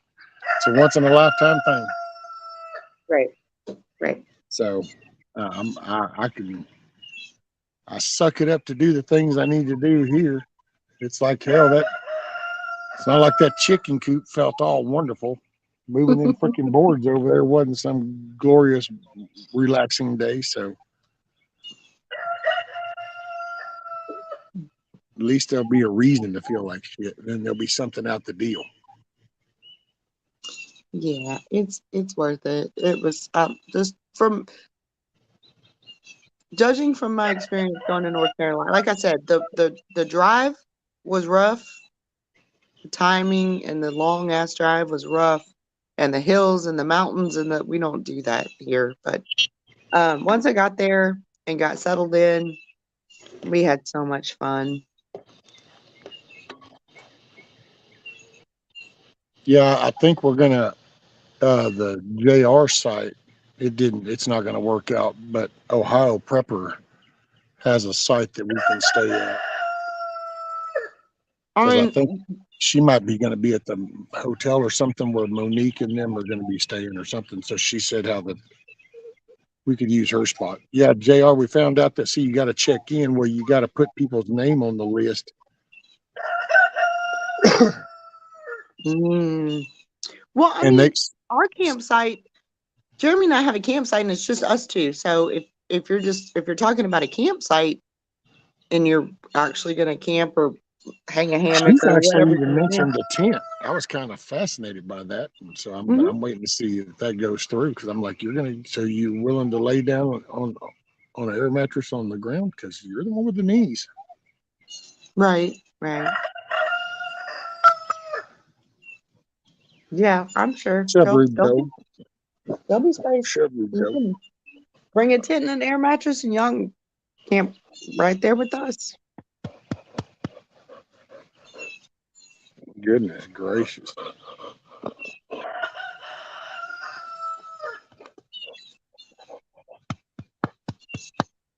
I've met 8 people in person from YouTube, so I know at least that many are not CGI.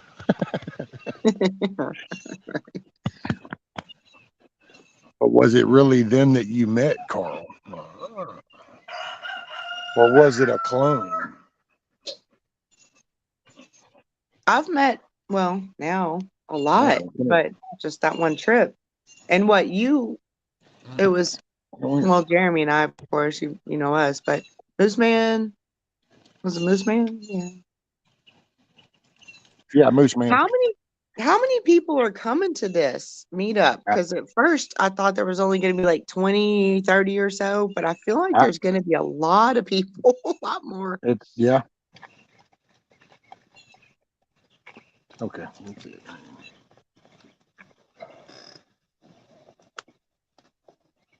You know, I don't really know.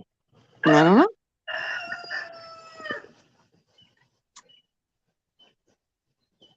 Well, Hey, what's up, Tony? BB is really vocal. My rooster he's not that. He's like that in the morning. And then if a dog comes around that's not one of our dogs, a strange dog or whatever through the neighborhood, he freaks out and starts crowing.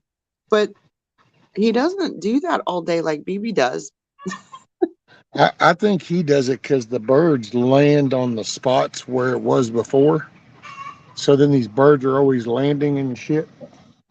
That's what I always figured. At first, I thought it might have been like the cats, but then, I don't ever see anything around other than those birds. And it's like, carpets. We can move the carpets up. Right down the bed and just. who's picking me and Huckleberry up? Well, okay, first off, you failed at geography because Huckleberry's like down here. And then there's like, I don't know, almost 2,000 miles to you. So Who's I don't asking? think it's as easy as swinging by to pick you up.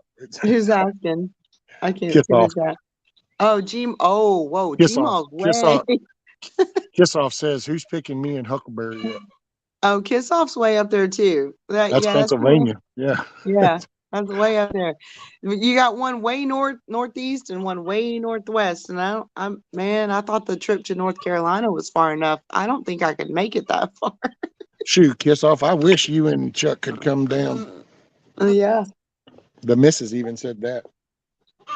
Yeah, that would be awesome, wouldn't it? Yeah. Maybe someday. We're still doing the Texas thing in April, right? Next year? That's yeah. Yep. And unless other things are happening by the time we get there. No, if I'm gonna do it, I'm gonna do it. If I say I'm gonna do it and I plan it, it's happening. Oh yeah, but if like I don't know, World War III kicks off or somehow some crazy shit happens. I will say I watched a Washington Post thing, and anybody that wants to look it up, I want to say, did I see that on YouTube? I think I might even have saw it where it's the Washington Post did a story on Uvalde, and ooh-wee, buddy. That was even that I gotta say, it's 10 times worse than what you thought. Yeah. Because they actually break it down because they did for gosh, I can't believe I'm going to say this right now in 2023, but they actually did like a real news story. They went and collected all this information and then timelined it all together to go, here's the story. And it was like, oh, wow, check that out. Finally. Real journalism. But yeah, they Yeah. got the body cam, they got the radio traffic, and then they got the witness statements and everything, and then just they've compiled it and worked out this timeline, and man, I gotta tell you. And then you find out that not many people have got fired as you'd have thought. Oh no, I'm sure not. Well, okay, here's the deal with A lot of them got transferred. Like one dude isn't a DPS officer anymore. Now he's a constable. And then there's like deputies that aren't deputies there anymore. They're deputies over here now and stuff. And so they've relocated. And I think they said only like 6 people actually got fired over that. well, the That's thing like, about why? that is whoever the supervisor was, whoever the sergeant or lieutenant or who I See, that don't was part of remember. the story though, Nikki. Part of the story was is that nobody wants to like say who was the commander on the scene, Right. who took. So everybody was just go, oh, somebody would just throw an idea and we would just go with it. But That's not how that should work. oh no, That's that's and not they how, even bring that out. They go 20 years of training, and then they show the training documents and stuff going that's none of this went by any of that. no. That's what I'm saying. That's not how any of that should work. So if there was, from the little bit that I remember, there was someone who didn't even have, who, for the love of God, didn't even have a radio on them, was supposed to be the person in charge or the commanding the scene. No. First of all, no. And then there were so many. I'm gonna tell you Oh, what. there If it was would have happened, they show if the it would one have, statement when they call for the SWAT team and they do this little pause and they say we need to get the SWAT team. We need to get the SWAT team in here. They actually show you the footage that when that was said, the SWAT team commander was actually standing right there at that T intersection when they were at the end of that hall. He was already there. That was the SWAT team commander. what? Yeah. That's what I said. It's when you see this, you thought No. it was this bad, and then you find out that it's 10 times worse. Words. Yeah, no. I'm gonna tell you right now, if it would have been way back when, if it would have been 2 or 3 of us from evening shift out in East County, District 3, and we rolled up on that and that was our call, we're not waiting for a supervisor to tell us what to do. You get with your Yeah. brothers right Well, there, they and you're show, like, okay, they even this is the show in the plan. training, Yeah, when you this is the show up plan. and it's This is what we're doing. once 2 Right. officers get there, you need to go in, you need to You go in. engage. Yes, even one. We Yeah. we weren't supposed to. That was, I mean, even, well, that's just the way we did it. There were certain calls that you're like, okay, you have to wait on a second unit, blah blah blah. This is the protocol, blah blah blah. Wait on a second unit. We didn't even do that. We didn't give a damn. Our No, supervisors sometimes got mad at you us, go but in. we were like, I mean, and if I get especially, there, I'm going in. That's it. That's all. It especially is it's what at it is. school. It's a kid's school. It's kids. Right. It's like, Yeah, I know. I That mean, was, Jeremy and I watched that. We watched some of that, when it was going down, or some of the footage and stuff, and we looked oh at yeah. each other.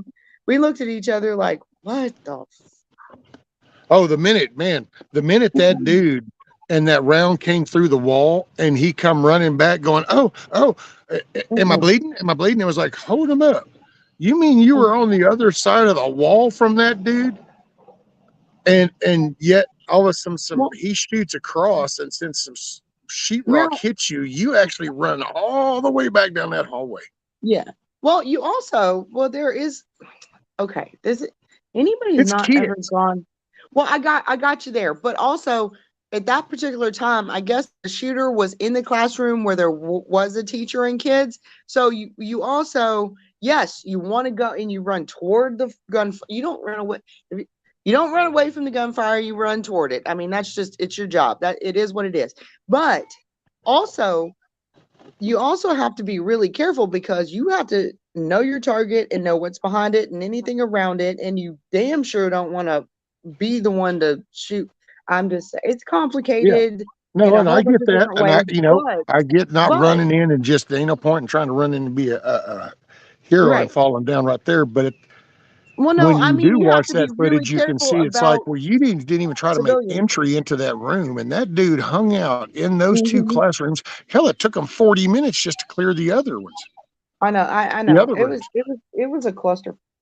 And it was just like, wow, you had so many people there.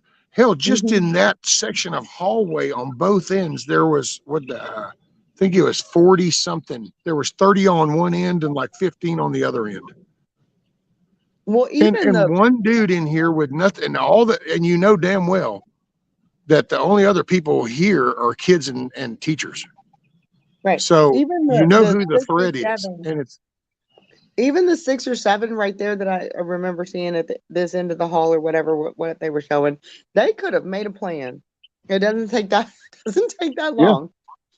They could have made a no. plan, and depending on, because you can't, I don't know the whole layout of the school or whatever, but I mean, if if you're there, that's the first thing you do. You're like, give me a map of the damn school. Like, bam, show me a map. You 3 are going that way. We're gonna do cover. We're gonna distract over here.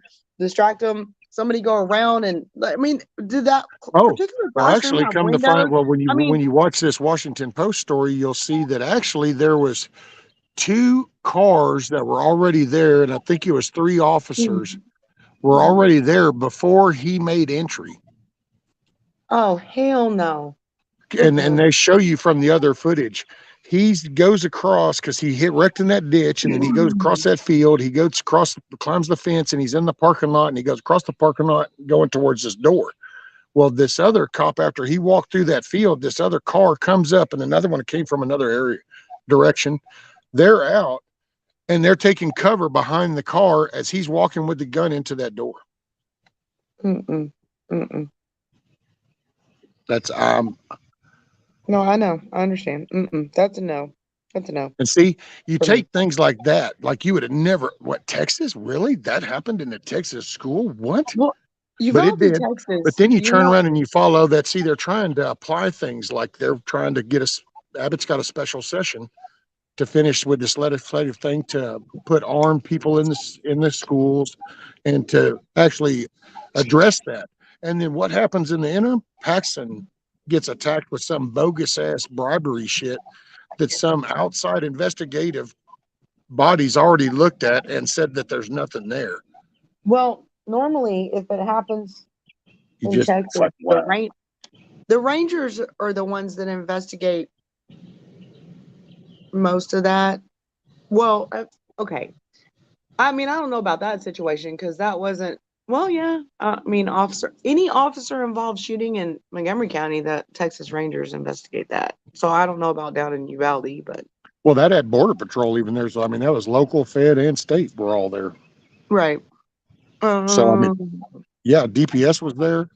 Border Patrol was there. They were actually, it was a, what they call him? BORTAC. It's a BORTAC. It's a border tactical team, a border patrol tactical team called BORTAC. And he was actually the one that finally made the entry in. And even though he did a piss poor job, when you watch the footage of his little ass running around like an ant, it's like, what, dude? This is at school, an elementary school. You people are all trained individuals, and you people are all running around. I could have gone over here into the freaking apartment complex and said, hey, I need 10 individuals. There's some dude with a gun in a school, and they would have approached that 10 times better than any of these trained people. Sometimes. Oh, man. You watch him because he walks back and forth, and it's like, well, okay, well, we need to get a breaching tool and literally go outside. Went and got a breaching tool, come back in, and it's like, oh, no, this isn't good. This will put us at risk if we try to use this breaching tool from the focal point at the door. Okay, well, let's get a rifle shield in here. So then they wait for DPS to bring a rifle ballistic shield in. And then they start to go down this hall and they hear another shot. So then they all have to pause for a moment because heaven forbid there's another shot. I'm telling you, when you see this story and you watch the timeline at the event of things happening, it's 10 times worse than you thought. All right. Well, I'm gonna have to look that up and go back. I haven't watched that, so I'll It's have the to. Washington Post. I just happened to watch it early this morning. It's gonna make me mad though. Yeah. It's gonna upset me. And I will say, and that worries me. It's like with the Paxton thing, it's like, no, that worries me because if they flip Texas, then and it's even been said across the majority circles even know if they flip Texas, then there will never be another Republican president. So that means this will be a one party thing. It'll be tyrannical rule. That's that, and it will change everything. Because they're attacking his ass for a reason. Mm-hmm. And it's Republicans. It's these career politician Republicans that are actually he's a threat to them. And what did he do? Oh well, a couple of he's got over 100 something lawsuits going, anywhere from Google all the way down to Harris. Harris County hates his ass because some of them people even got charges on their ass for the fraud that they pulled. Yeah. There was some dude over here in Beaumont that got tagged, part of the fraud shit. It's just like I told people the other day, going, you don't hear anything about it because it's that impactful on their side. So the least thing that they want you to hear is anything that would shed any light on the shit that's going down. And that's Google, been going to Facebook, the airlines over the mask and shit. His latest thing, what I think sparked this, was he just filed lawsuits on Pfizer and Moderna.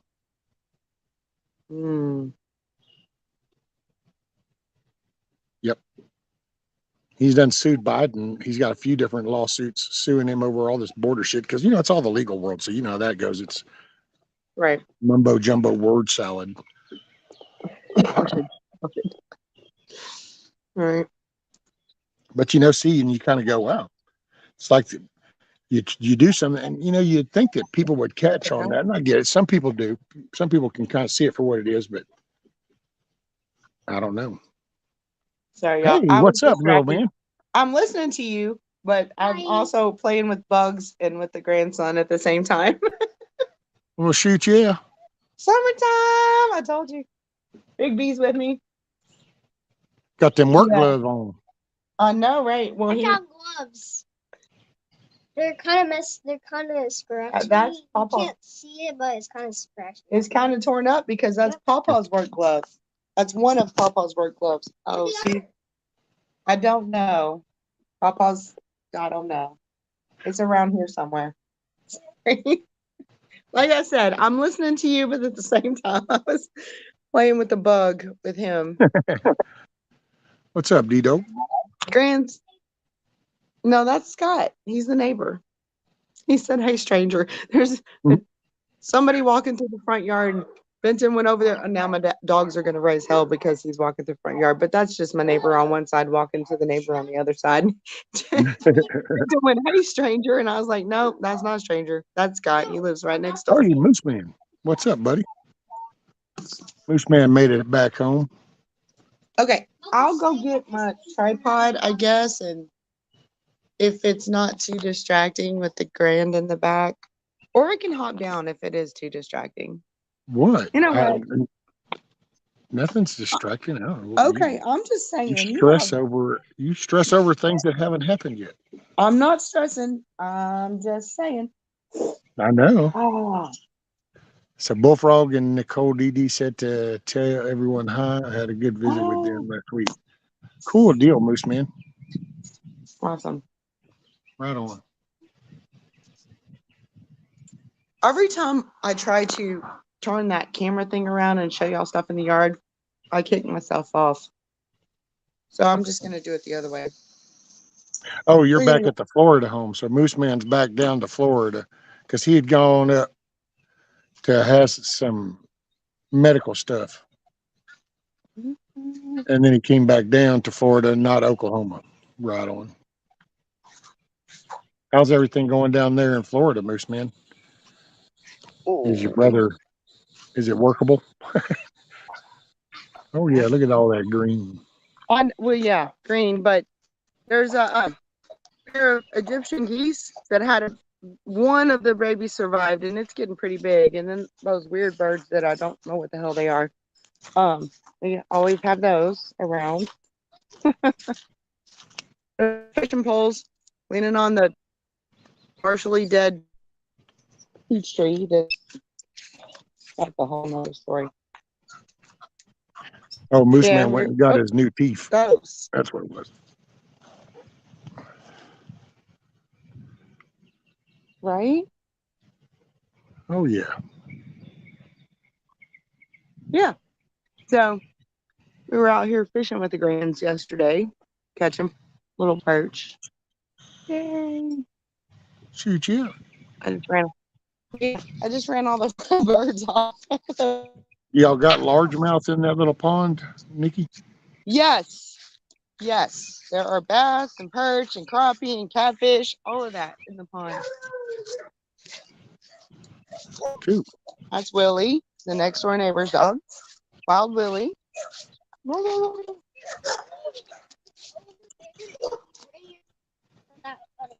Hey, I tell you what, I'm gonna Okay. put you. All right. I'll put you full screen, and you can show everybody that if you want. And give me a couple minutes, and I'm gonna go get Rudy's water bowl and bring it outside. Okay. Well, I'm not trying to flip. Watch the ink pile. No, all you gotta do is Okay. yeah. See that? Garden. There you go. Yeah. Well, this is my Texas Star hibiscus is about to start blooming. Look how dry that is. Ooh. Oh, go ahead. Boom. Oh, I have all these little cherry tomatoes. So cute. Cherry tomatoes. Those are cherry tomatoes. Yeah. Cherry. Look how everything needs to be watered. Look at, watch the red wasp. He's walking through the garden. He doesn't care. He's like, whatever. That's the flower bed, the raised bed that I made with the tree. Don't you get in there. Look, can you see that? Look, grand planted. Look, grand planted. See those little things coming up? That's beets, and those are radishes. And those 2 eggplants. Yeah. Yeah, see, we're teaching. There is an extra log. Yeah, you can play with that one. I am getting the little, hopefully, fascinated by the garden and composting. And did he leave me? It's just me. Okay. Yeah, he left. Yes, and there's worms. See? Flip the log over and you got worms. We dug up some potatoes this morning. Not a lot of them.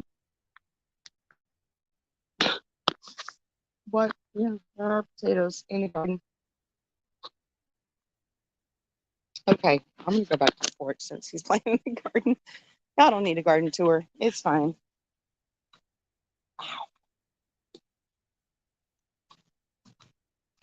He left. He's going to give Rudy water, right? Yeah. Oh, it's hot out there, y'all. I sweat if I stay on the sun.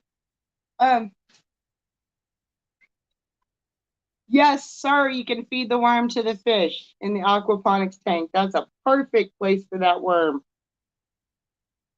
It's what it's all about, y'all.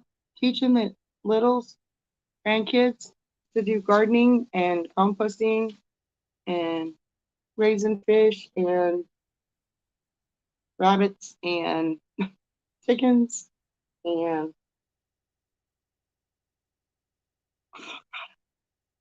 nope.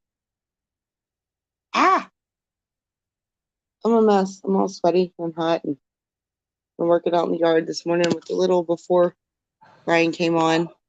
And I can't see chat, so I don't know what. Okay, I'm back. Okay, go find some snakes or some more worms to feed to the fish. Yeah. He's feeding worms from the garden to the fish. I'm like, you go for it. Grandkids are so fun. Yeah, I can't see the chat. You left me all alone and I can't see the chat, so I don't know what's going on. Hey, Hey, watch Andy. for snakes for real. Hang on. Hey, Andy. Oh Lord. He's down there flipping over logs. He wants to find snakes, but I'm like, watch for snakes for real because we have killed 2 water moccasins here. Or cottonmouths or Copperheads. whatever. Watch Well, for them copperheads. I don't really see copperheads much because we have 3 cats and Wyatt, Oh, okay. Wyatt Earp. I've straight seen him carrying copperheads around in his mouth, so he's my copperhead killer. And it's been like 3 or 4 years since I've seen one. But he get. Hey, there's Mr. Benjamin. I'm hot already. Just walking around. It's like 90 degrees here already.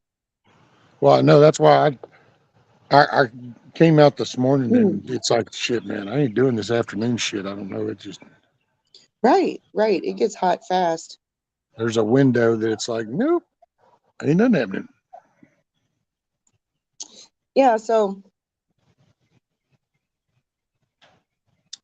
by the time these chickens get old enough to incorporate with your chickens, it's going to be fall. And if you have any sort of garden area, even if it's like one small raised bed or whatever, I can bring you some seeds for fall gardening. Do you like turnip greens? Yeah. Okay, because I am harvesting seeds from my all top turnips they were called all top turnips, and I've grown them for a couple years. But I have to make sure I can eat them. I think I can still eat greens. Some greens I think I can't. Like lettuce, I know I can't. I'm not supposed to have lettuce because it's a stringy vegetable. Right. No, I mean, like you just take the leaves off and, well, you know what I mean, turnip greens, and you cook Yeah. them down with onion and bacon and Oh yeah, or that's bacon I fat. love. That's usually been my thing. I Yeah. love mustard greens, turnip greens, collard greens. Right. So I'm saving seeds from my turnips. That'd be cool. I don't actually eat the turnips. Jeremy just likes the greens. We just cook the greens like that with onions and bacon fat and a little apple cider vinegar and a little sugar. Not a lot, just enough to offset the vinegar. But yeah. So I'll bring you some turnip seeds, and you could do a fall garden with some turnip greens and Yeah, some that's my plan. radishes. See, look, you can even see the stack of wood now. So that's what's all lined up there, so I can start doing it right there. It was, Right. but now it's all been moved. I'm echoing. Echoing. Is it me? Did you get a call? No, I did not. I'm still just Hello, right hello. Get it. Get them. Can you hear me now? I can hear you. You can leave this. I know it's just I'm talking to myself. It's funny. I told you I made a raised bed out of the pieces of the tree that got cut up. So next tree you cut up, the next tree that you cut down and cut up, just use that to make you a. Yeah, I'm saving that stack of wood over here just for that. So when I build them, I was going to put some cardboard down, and then I was going to cut up wood and put it down in there. Well, try to help fill up some of the space, and then over time, because by next year maybe I can get me some extra soil. I'll be able to do it at a bag at a time. Add to it. I didn't. Well, I don't buy any of that, but that bed that I just walked around and the little the little beet greens and the radishes that are coming up. I did that last week or week before or whatever, but I dug a little bit just to kind of fit those logs down where they wouldn't roll around, so I did a little digging and I just chunked that in the middle and I put it right straight on the ground. So the soil or dirt that came up from that went in the middle, and then I scooped up some rabbit manure, put that in, and then I sifted some compost that I had and I put that in, and that was all it took to fill the bed because it was just logs in a rectangle, a rectangle. Yep.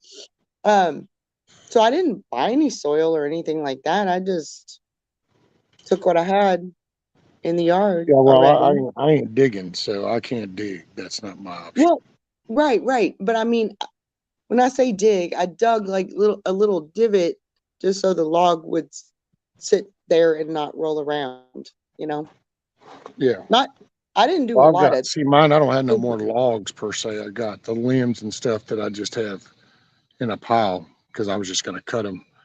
Like I said, I was going to do the box because it looks like it's going to be about 3 boards high for me to be able to access it okay for my chair without having to bend over so much. Right. But then I can kind of fill most of the bottom with some cardboard and some of the limbs and wood and stuff. And then and clippings, grass clippings and leaves in the fall and all of that. Yeah.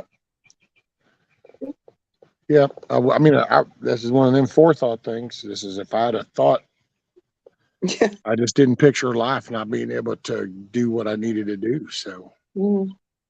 it's like any other time. That's how I dug the damn ditch. I dug that when it needed it. I mean, but no, I tried that. Oh yeah, and then I'm using my grubbing hoe, trying to chop this little hill down, and I'll be damned, I break the head off the grubbing hoe. It's like, well, I'll be damned. Can't win for losing.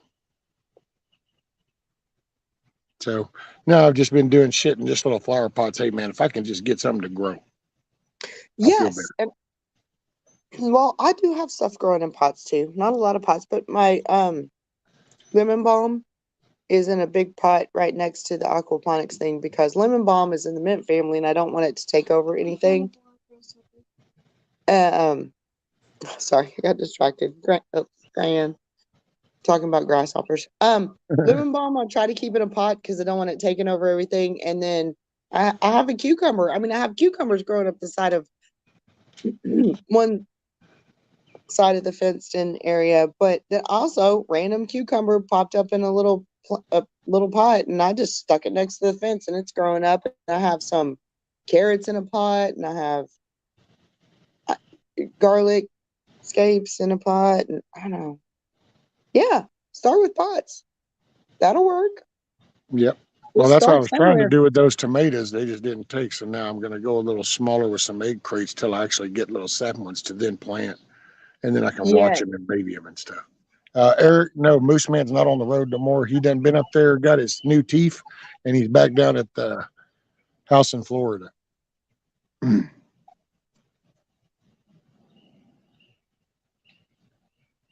TJ says I'm making fabric pots from landscape fabric. It's cheaper that way.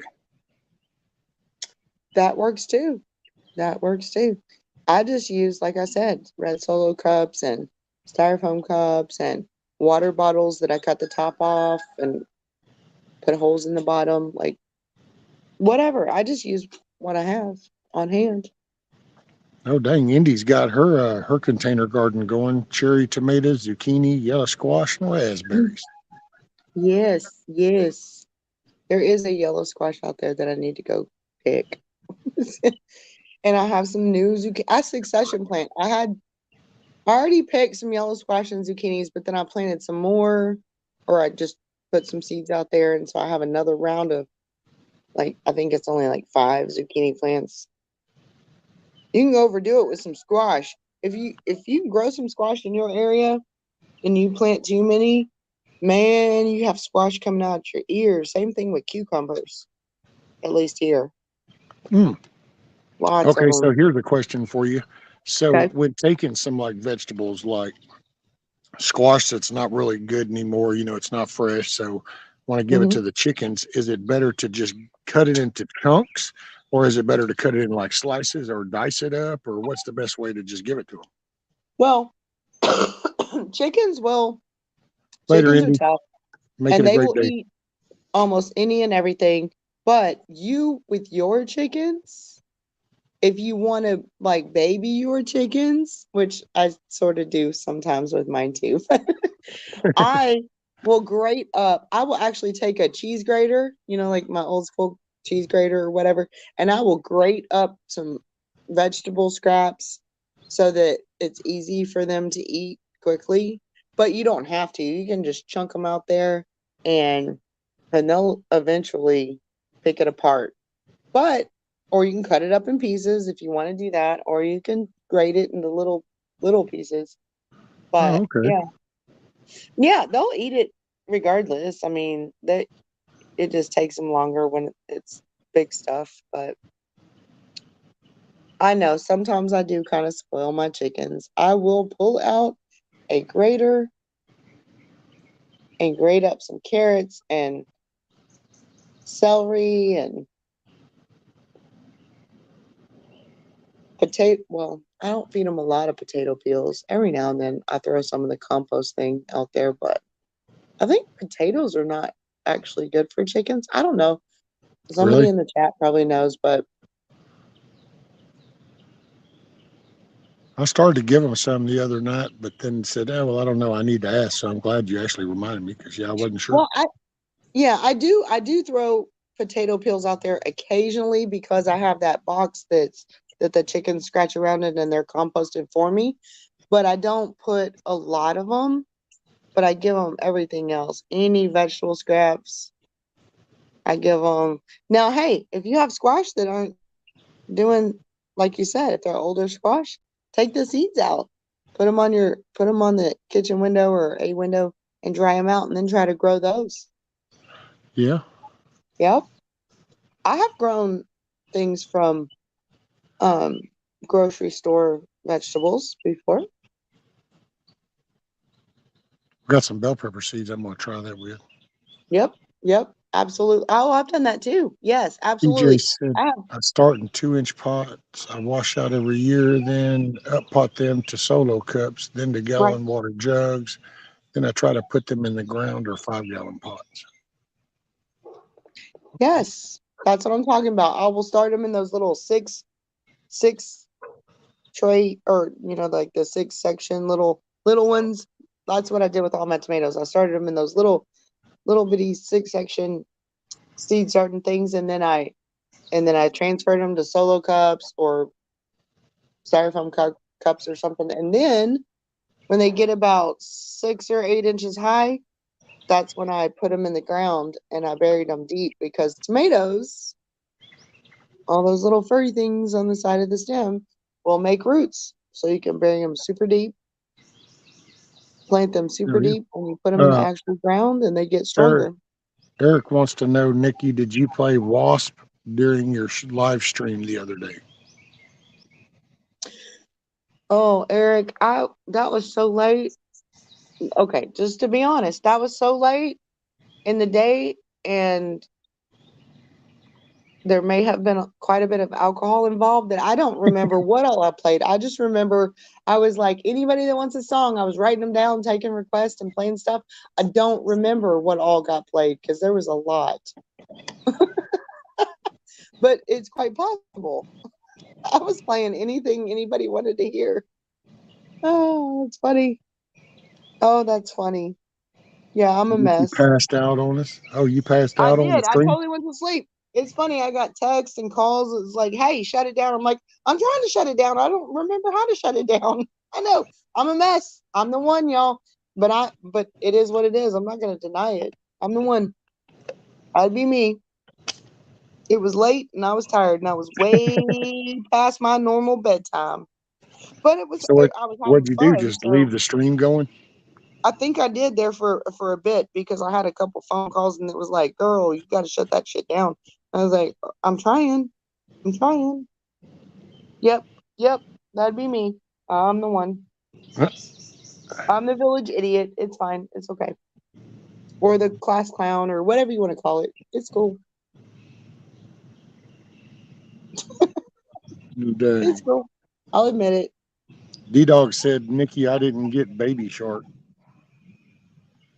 Oh, did you request Baby Shark? That's one I probably. Yeah, I can't play that. I mean, I could, but really? There's so many good songs out there. I feel like that's a waste. Gmaw said, no, your silly computer didn't even know the songs I requested, LOL. You know what? Gmail has such a large library in her head of musical knowledge and bands and even things that most people have never heard of, that you're right. That silly computer, aka Alexa, doesn't play it. You know what? We were over at my mom's house on Saturday. It was a busy ass weekend. We did that on Saturday, and then we went to his family's house on Sunday, and then we had our kid, my daughter and son-in-law and grandkids came over yesterday. Oh, it was a busy weekend. But the one song in Gmail, if anybody knows it, Gmail probably would. There is what is her name? There's a song. Can I say it? Yeah, I can say it. I can cuss on your channel, right? I'm not Yeah. really trying to, but it's literally a song. It's called "Slap That Bitch with the Bottle" or "Hit That Bitch with the Bottle," and I think it's by somebody named Trina. and it's kind of sort of a rap song, but you cannot get that to play on an Alexa. Alexa's like, what? What? Seriously, there's a song, and there's different versions of it, but you gotta listen. If you're gonna listen to it, look it up on YouTube or I don't know, somewhere. But it's by somebody named Trina, and I think it was back in the 90s, I want to say. And I think the name of the song is called I Hit That Bitch with a Bottle. And it's kind of comical. It makes my daughter and I laugh because I remember hearing it back then and she was young. And seriously, you never heard that song? You want to play it? I'll try to play it. I'll go in, but we might shut down your channel. D-Dog said, Nikki, I know the wheels on the bus is way better than Baby Shark. Yes, I will play The Wheels on the Bus Go Round and Round They go every round and time. round. Every time before I play Baby Shark. Every single time. I can't see the chat. This is probably interesting. Does anybody else in the chat, has anybody ever heard that song that I just mentioned? Because it's comical. Eric said it sounds too much like marriage. No, it's kind of like I want to say it's kind of like a downtown Gmail says, Houston you mean bar fight. Jaslyn Brown? What? Gmail said, you mean Jaslyn Brown? No, Trina. Okay. Her name was Trina. And it was back in the, I want to say 90s. Well, I would think if you just search for that title, that would pop up. Maybe. Limp Bizkit's got one. I think, if I'm not mistaken, it was called Hot Dog. But when you actually listen, it's got it drops the F-bomb in every sentence. Oh yeah, Limp Bizkit.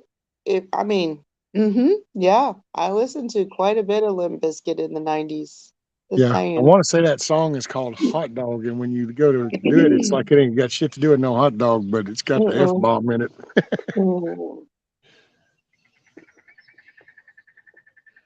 Yeah, I'm all over the board when it comes to music. When Jeremy and I sit around the table and play 42 with my daughter and son-in-law, we run the whole gambit.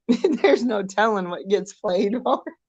That's me. I've got a broad spectrum of it. I will say here lately, though, I've noticed it's gotten some of it, and I acknowledge it because it's a shifting of the taste. And I guess things that I used to not see a big deal of, hearing certain lyrics, but now when I see where we are, it's like, yeah, I guess that had an impact. Yeah, maybe a little bit. Because some shit what sounded just like, whatever, but then when you kind of think of the way people behave nowadays, it's like, oh, well, okay, y'all followed through with that shit. This is actually the way we talk to people and stuff now. Yeah, well, we listened to it for entertainment, but we didn't. We're, like I said, we're sitting around minding our own business playing 42. Now we'll listen to some craziness, but we're not out there acting crazy. That's a whole different thing. There you go. D-Dog says, yeah, Limp Bizkit hot dog flavored water. See it? Yeah. Chocolate starfish and hot dog flavored water. I'll be right back. All right. Yeah, actually, I remember that too. Back when they used to catch all the shit over the riots at their concerts, and it's how they were causing it. And it's like, man, should have known then we were fixing to enter into an age of blame everything but somebody's personal accountability. I mean, I don't blame the songs themselves for the people. It's just that it's kind of like video games. I don't blame the video game. Hell, it's just a form of entertainment. So it's no different than sitting down playing around the dominoes or anything else. It's just, but that's just not how it was portrayed to kids. It was given to them as babysitters and shit. That's what made the difference. Oh, Amy said Trina was connected to Biggie.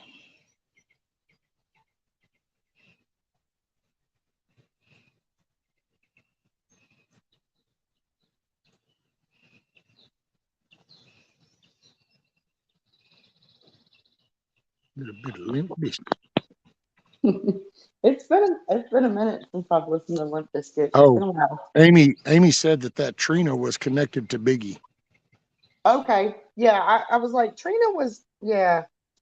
I want to say that was back in the 90s, right, Amy? I'm just saying, the first time I heard that song, I cracked up. It was funny to me. But Who is that rapper dude back in the day that had that big ass watch around his neck and shit and wore the big ass sunglasses? oh, with the gold teeth or whatever. Oh shit, hang on. Oh my That dude was goodness. always funny. The little skinny guy, yeah, he was Had a little that big skinny dude old and he had the big watch old pointy swinging on ears. his chest. Shit, who was that? Oh my goodness. That was okay. I have to stop thinking about it. It'll come to me. Oh, well, you found some limitations to Gmail. She says she's not a big rap fan. Well, yeah, I'm not. I can't say that I'm a big rap fan. But I mean, considering the era that I grew up, time frame, I did listen to some NWA and some It's back all in the about the 80s. beat and the rhythm and stuff. Well, right. Uh, back in the who else? NWA and I mean, actually, technically, Gmal, the first rap song was back in the 70s. I'm a fan of that, but because I love me some 70s Well, stuff. actually, I think the first rap song was a country song Mm-mm, mm-mm. because country songs were No, always sir. rhymes. It was No, just they were sir. sad, tear-jerking rhymes.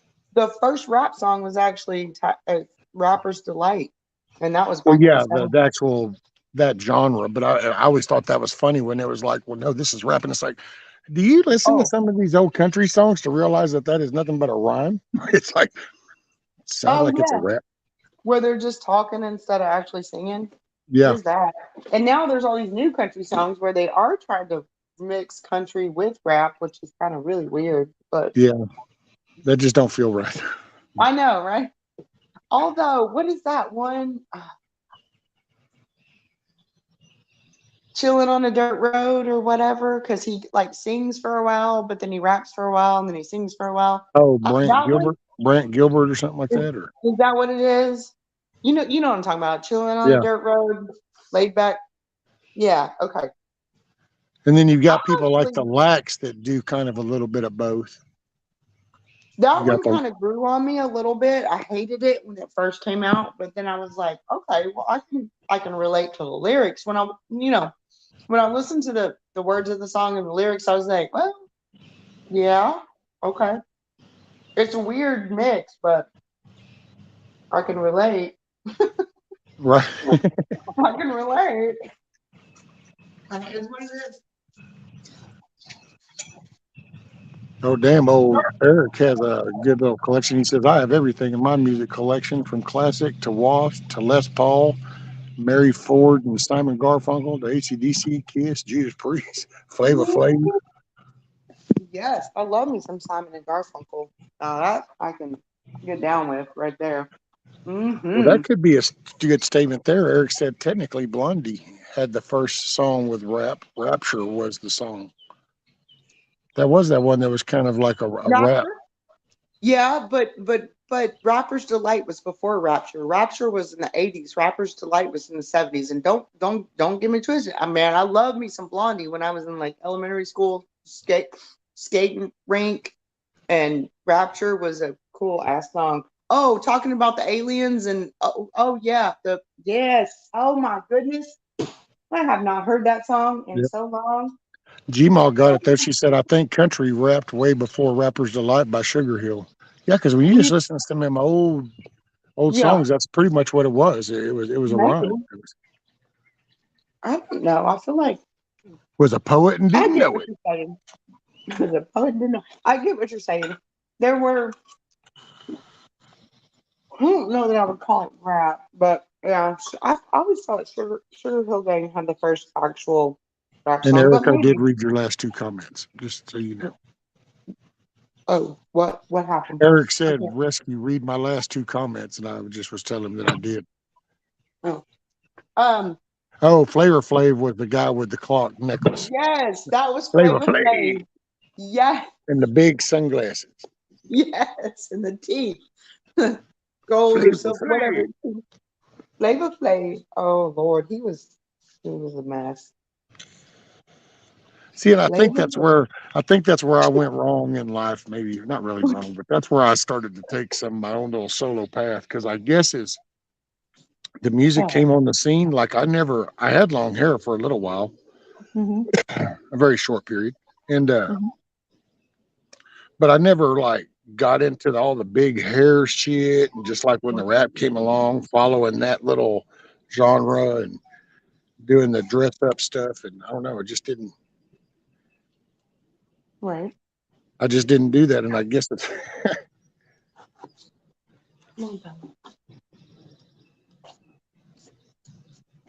which is, things just kind of went south pretty early anyway. So, No. and I was 17-year-old, and some fool burned my head off, and the next thing I know, I got a bunch of people screaming in my face, and it was like, wait a minute, I thought I signed up to get away from this. There's just more of you. It's like, That's right. That's right.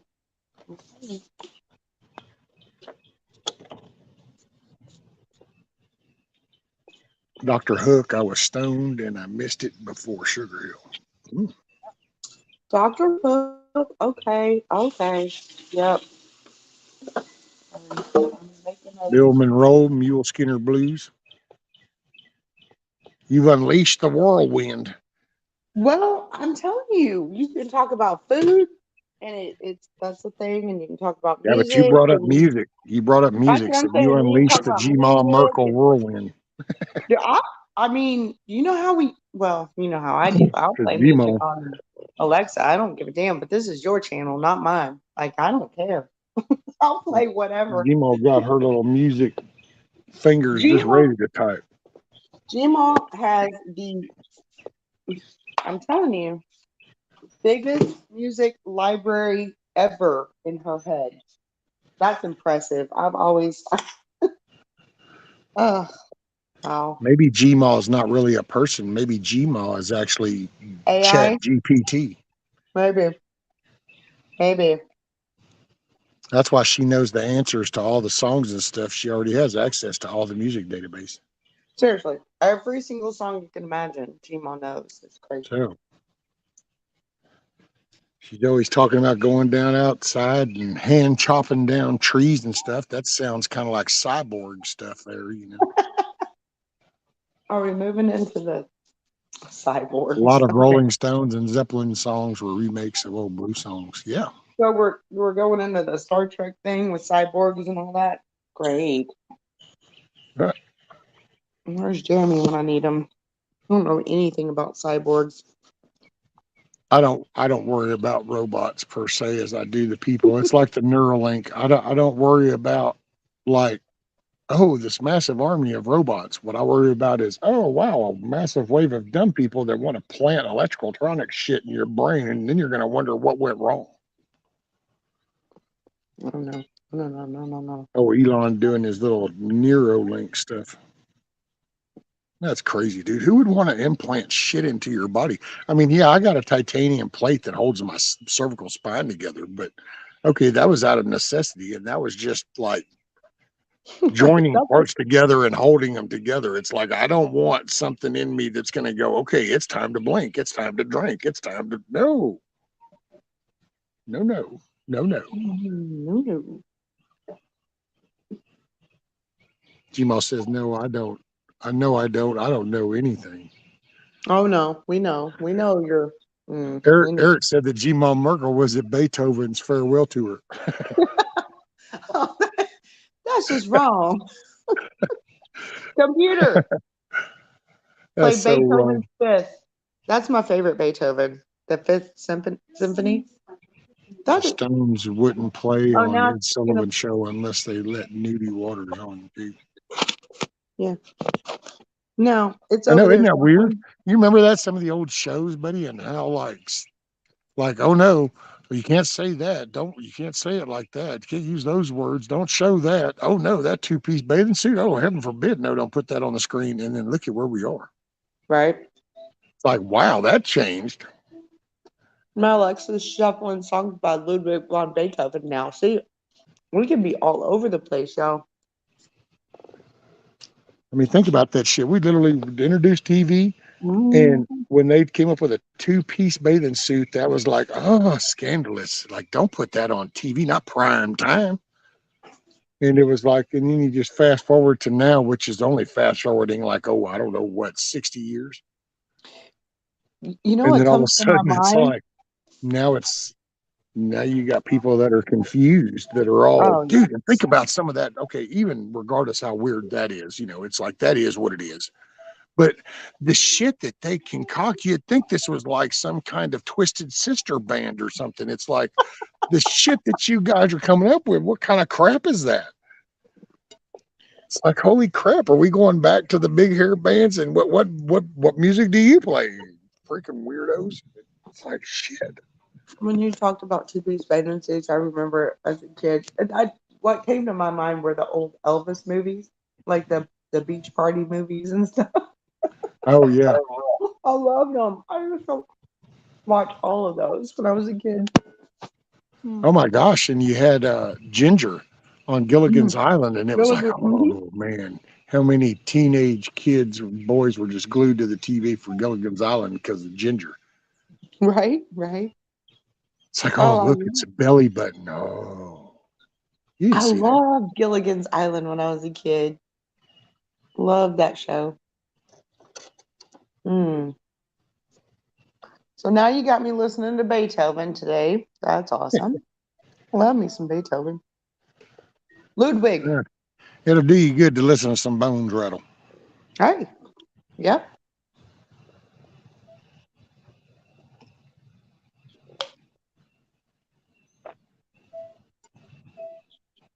Yeah, I was hoping to kind of mess around with some of them limbs over there and get a working clean net, but nah.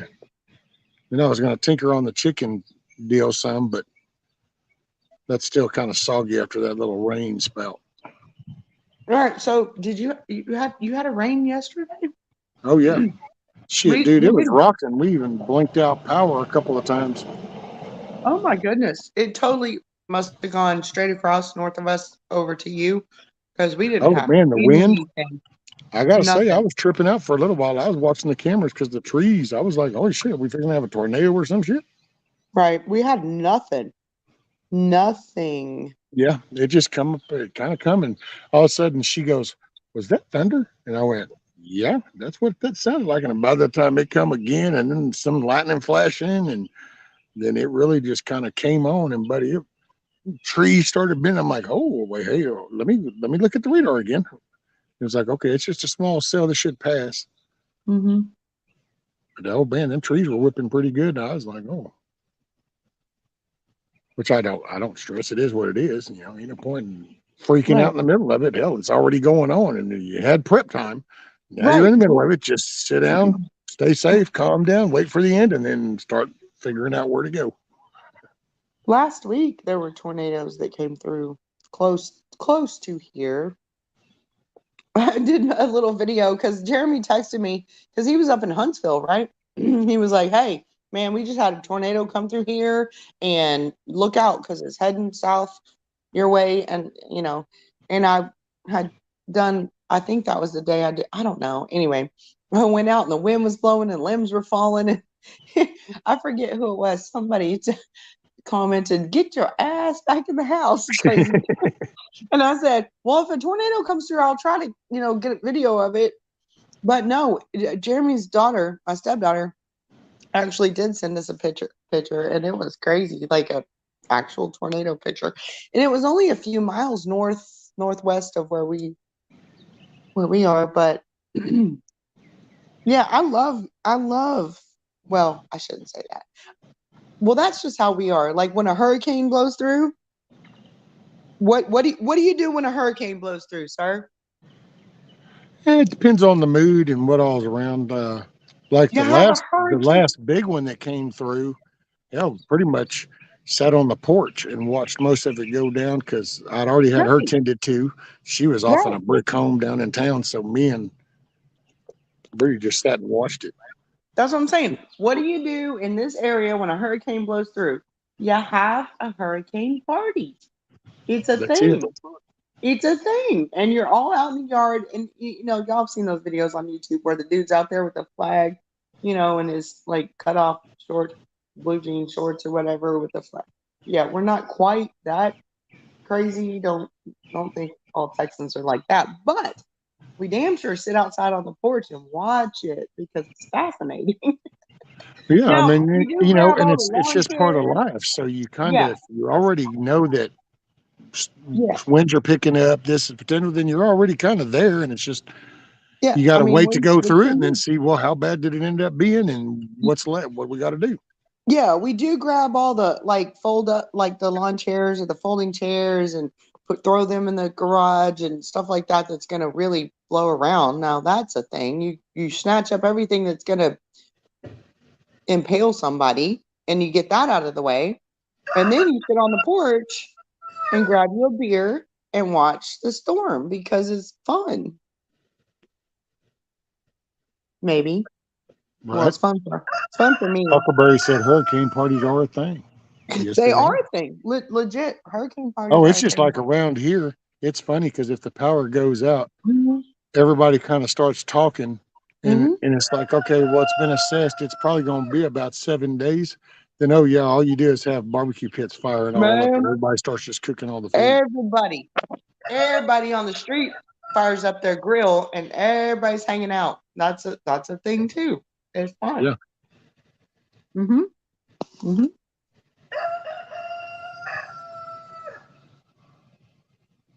Mhm. Yeah. Man, Mm. one of these days I'm gonna meet Huck. I'm gonna meet Huckleberry one of these days. It's gonna. I don't know. There's William so many people from YouTube that I want to meet. William Even said that his fingers are numb. He said he does bikini waxes part time. okay. Okay. William, you know dang well you would probably stroke out if it just was like, bam, well, there you go. Do I want a bikini wax? And you'd be like, wait, what? Mm. Be like, oh yeah, William talking to me. Kind of. Oh, now he changed it. Kind of.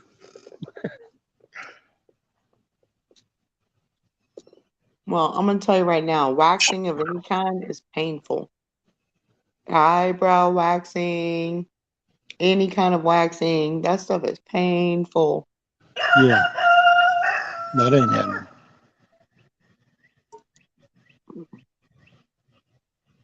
I have a brother-in-law in Florida. What is always that is always happening? He is the redneck in the cutoff shorts. Right. Y'all see, somebody knows what I'm talking about. There's always a guy out there with some cut off like denim blue jeans or whatever shorts, no shirt, no t-shirt, no shirt at all, holding the flag in the middle of the road when the hurricane comes through. There's always one. There's always one. It happens every time. Whenever Hurricane Harvey came through, and Harvey. yeah, well, right, and all we got here was just lots and lots of rain and all that. But one of my neighbors, took their side by side around to the other road over there that's on the other side of where the pond where I was down there, because there's a little park area, and the water basically, I wouldn't say flooded, but filled up the big grassy area of the park area. And they had an inner tube and a rope and a side by side, and they were out there doing donuts and flinging people around in the inner tube over the water. It was hilarious. I just sat on the porch and watched, and I was like, look at this shit. This is some redneck shit right here. Well, So actually, that's where the I live. last flood we had when the river flooded over, when they opened the dam and all that, where you come in right before you come across that little bridge and stuff, all that was underwater. Oh, And wow. was actually using jet skis to run all back in there, checking on people and stuff. Oh, wow. Yeah, that. Oh, Yep. yeah. Yeah, that whole section right there as you come around that curve and that road that goes up, and you can see Mhm. the spillway right The there. spillway. From The right there spillway all the really, way really pretty. to on my side of the bridge, all that all the way to the back of the river has been underwater twice. Damn. And I gotta You say, I know, don't mind that as much. Now, I will say that, and I mean, I've been in the cities and stuff, but I get it. It looks like fun, but to be honest, man, city water would be the last place I would want to be. Every cemetery, every septic tank, every Mhm. shithole, trash pile, and empty fields. That got Just flooded. Yeah. yeah, just the countless of things, and it's like yeah. But then again, maybe that's why I got an immune system that kicks ass. Hmm.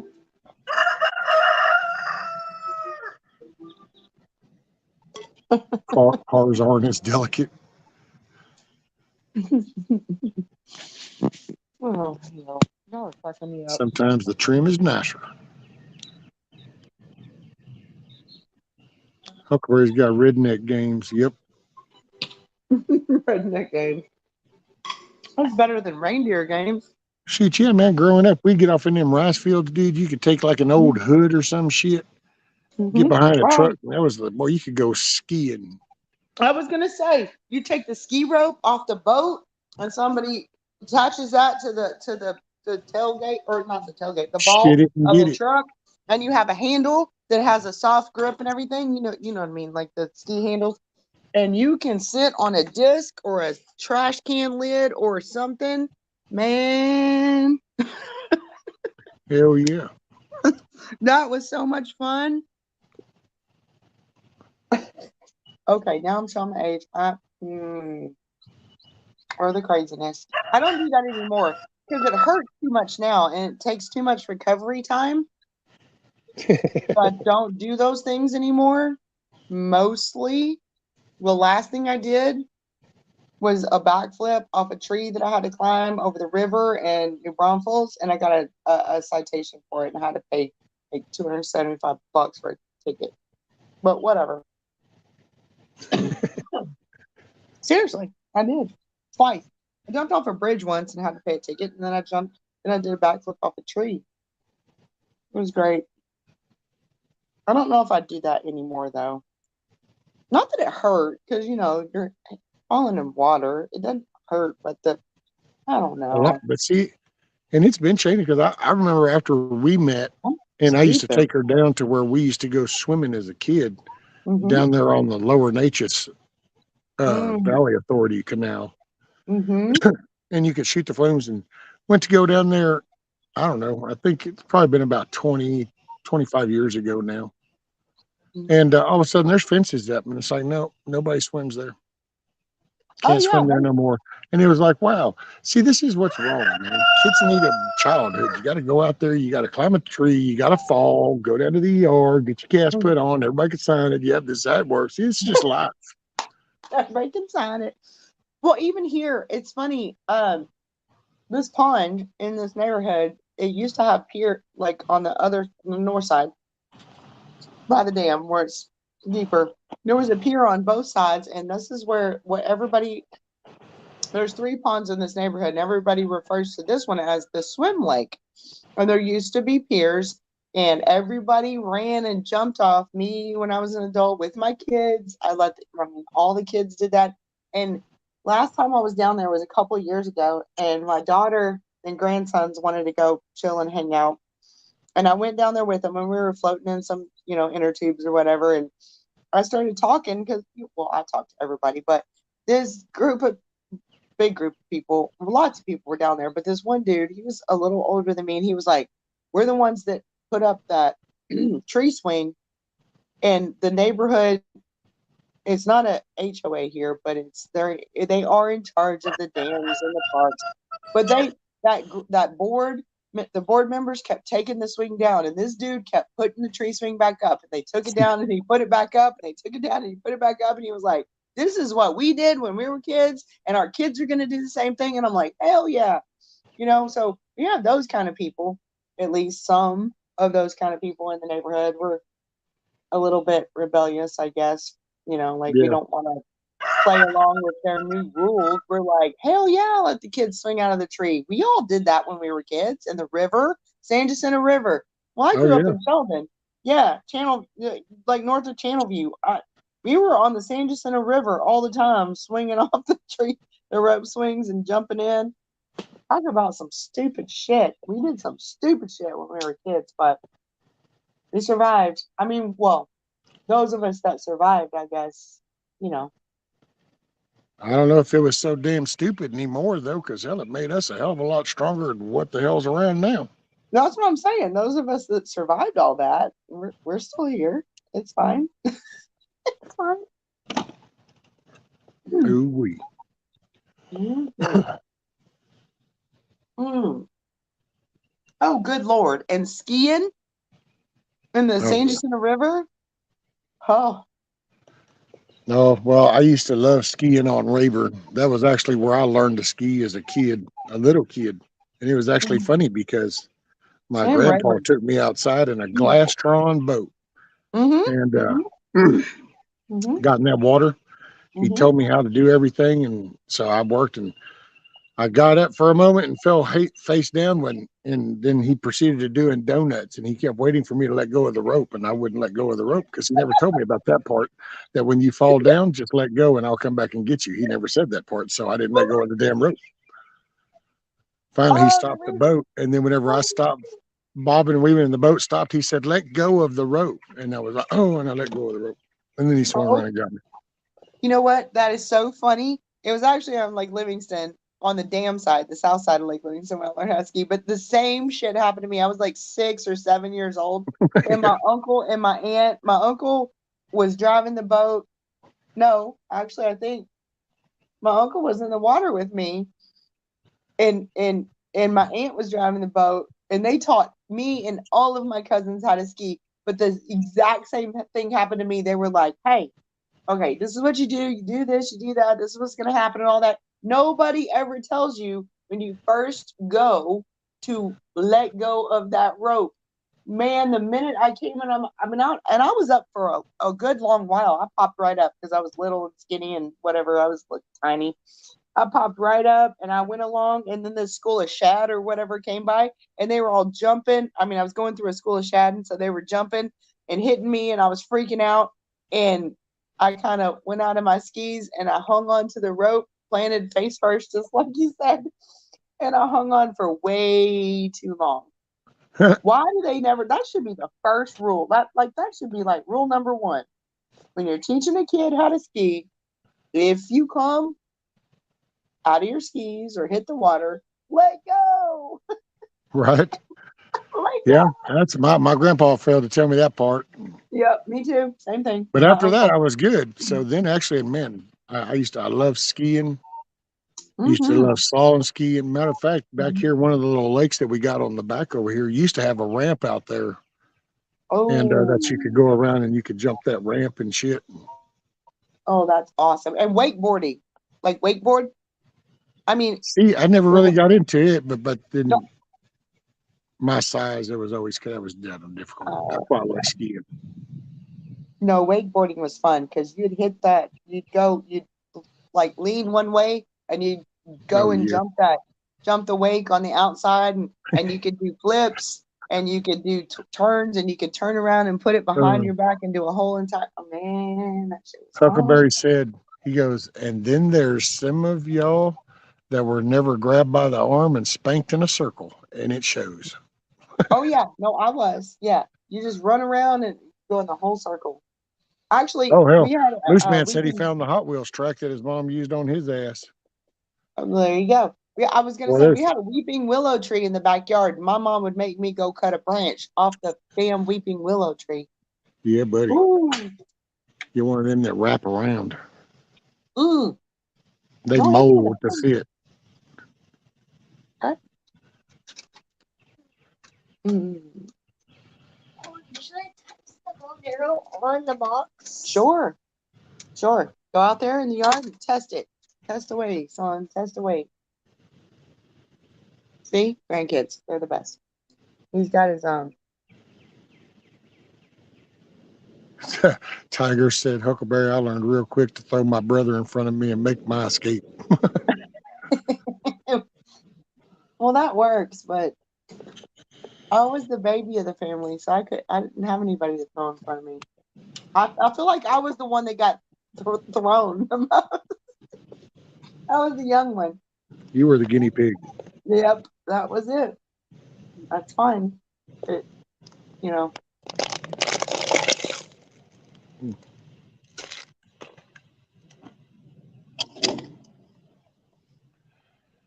Shit. uh-oh, what happened? Nothing. It's just hot. Oh yeah, it is definitely hot out here. Woo. Let's see, where are we at? We're at about 85 degrees.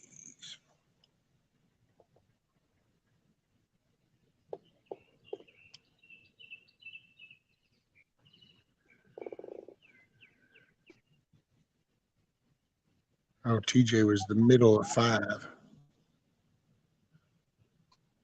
Tiger was the oldest. Mm-hmm. Mm. Well, I was an only if I was honest, I was actually the youngest, but that other thing that they brought into the world didn't, I don't know, wasn't around. So I was a solo kid. It was kind of like that for me. I mean, for a time, I had a sister there, but she was 10 years older, and a brother there. He was 8.5 years older.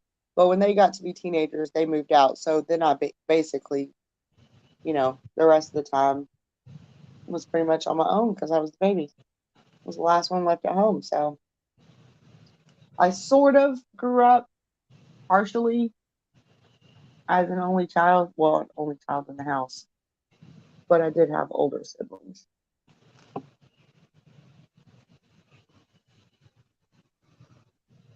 That's okay, though. It was fun. Taught me how to not be bored because the minute when we were kids, if you said I'm bored, man, our parents would totally give us something to do. So I minded my own business and went out to the pasture and played with the animals and went fishing in the pond and stuff like that. Because if I was in the house bored, they'd be like, "Oh, well, here you go. Oh, you're bored now? See, now I have a no. You're right. I'm never bored now. See, the grandkids say you're never bored now. You learn to go do stuff, right? Man, I never, that's funny too, because it's like, yeah, well, even my kids, that whole genre, you could tell because they were around friends at school. So they just, and I just never could be inside. I don't know, man. When I was growing up, hell, you always got hollered at when it was time to come in. Yeah. Oh, yeah. Yeah. And somewhere along the way, we went into going, I don't want to holler here. We'll just try to push them out the door every now and then. We grew up riding our bikes and playing outside and doing all that, and that's the only way you knew where your friends were because you'd find everybody's bike in the neighborhood, or you'd go swim in the pond, or go do Yeah. whatever. Yeah, yeah. Catch minnows and frogs and play with the animals and right. Man, I'd get lectures for not being at home on time and shit. Yeah. Right. Right. Those little bitty frogs that you see right now, because it's springtime and they're all there, you can throw them right over there in the Hey, aquarium Beaver Valley. and feed them to the fish or the turtle. Yes. See, my Eric says, grandson Moose now. Man, I still have the Hot Wheel track I was spanked with. Nice.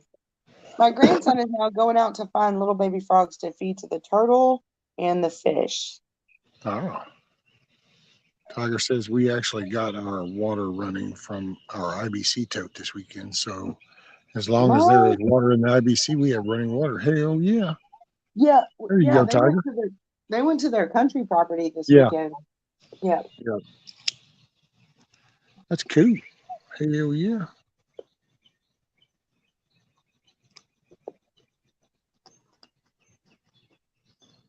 I went to well,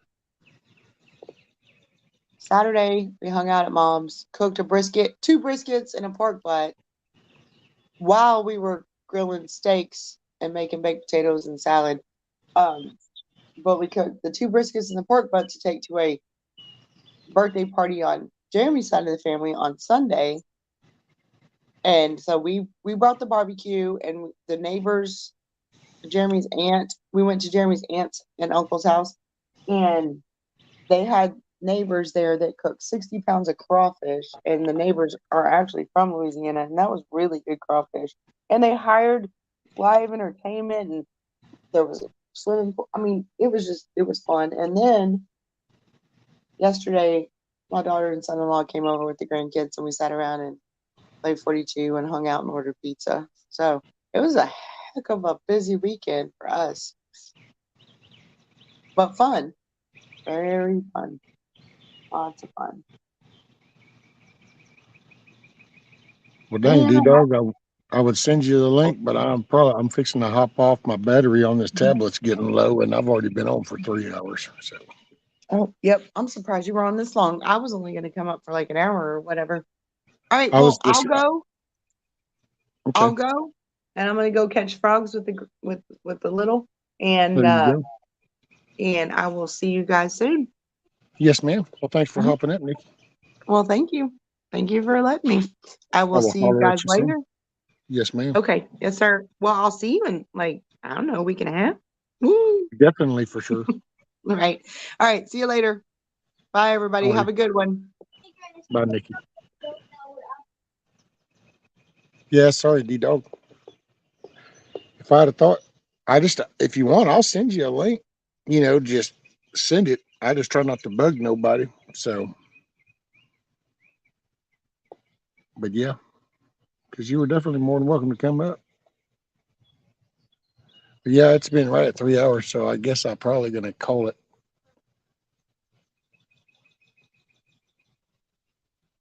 Try to get some stuff done here in about the next hour, because then it'll be the heat of the day.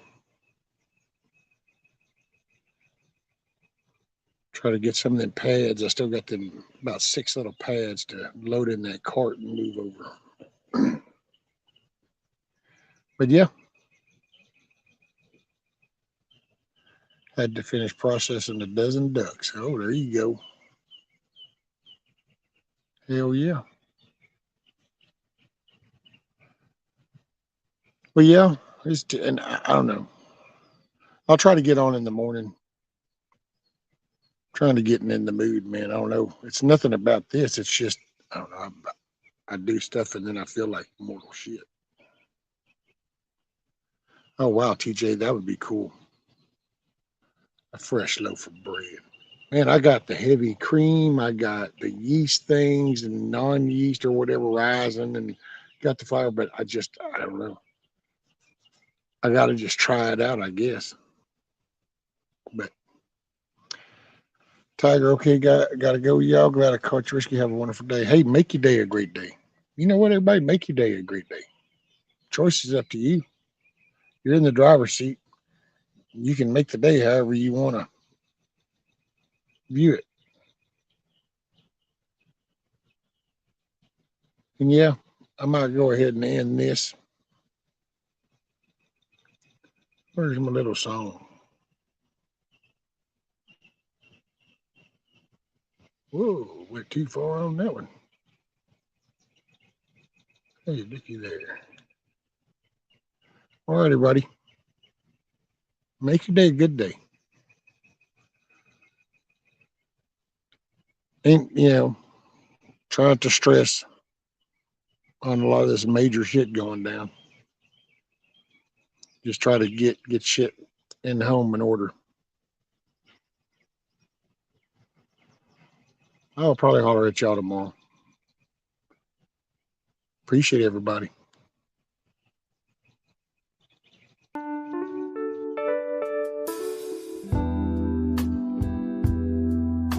I'll leave you with a sunshine picture.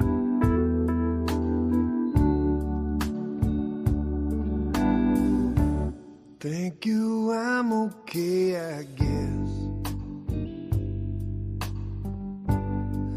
just need a little rest. I'll catch up on my sleep tonight. I ain't complaining, that's life. I've got blueberries in the yard. I bought 100 mason jars. I'm gonna pick them when they're ripe. Another season, that's life. Wipe that tear out of your eye. Behind the clouds, the sun still shines. You're in my prayers every night. Enjoy the journey, that's life.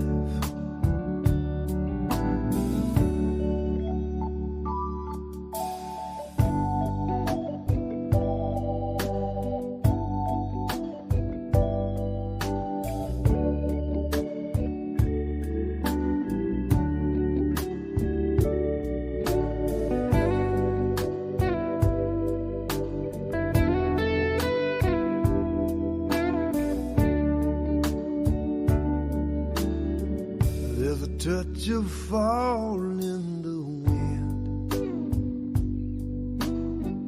Can't wait till you come back again.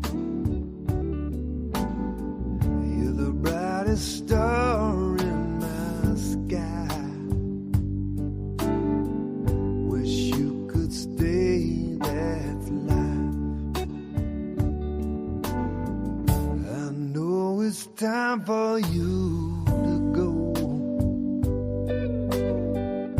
Here's a sandwich for the road. It's always hard to say goodbye. Ain't that the truth? That's life. Wipe that tear out of your eye. Behind the clouds, the sun still shines.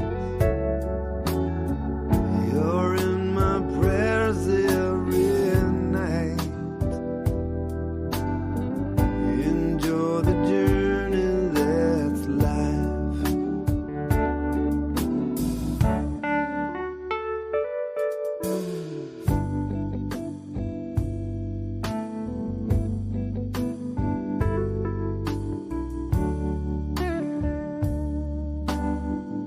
Take care, everybody.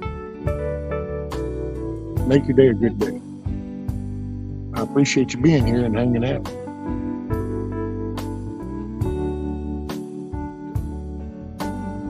Take care, everybody.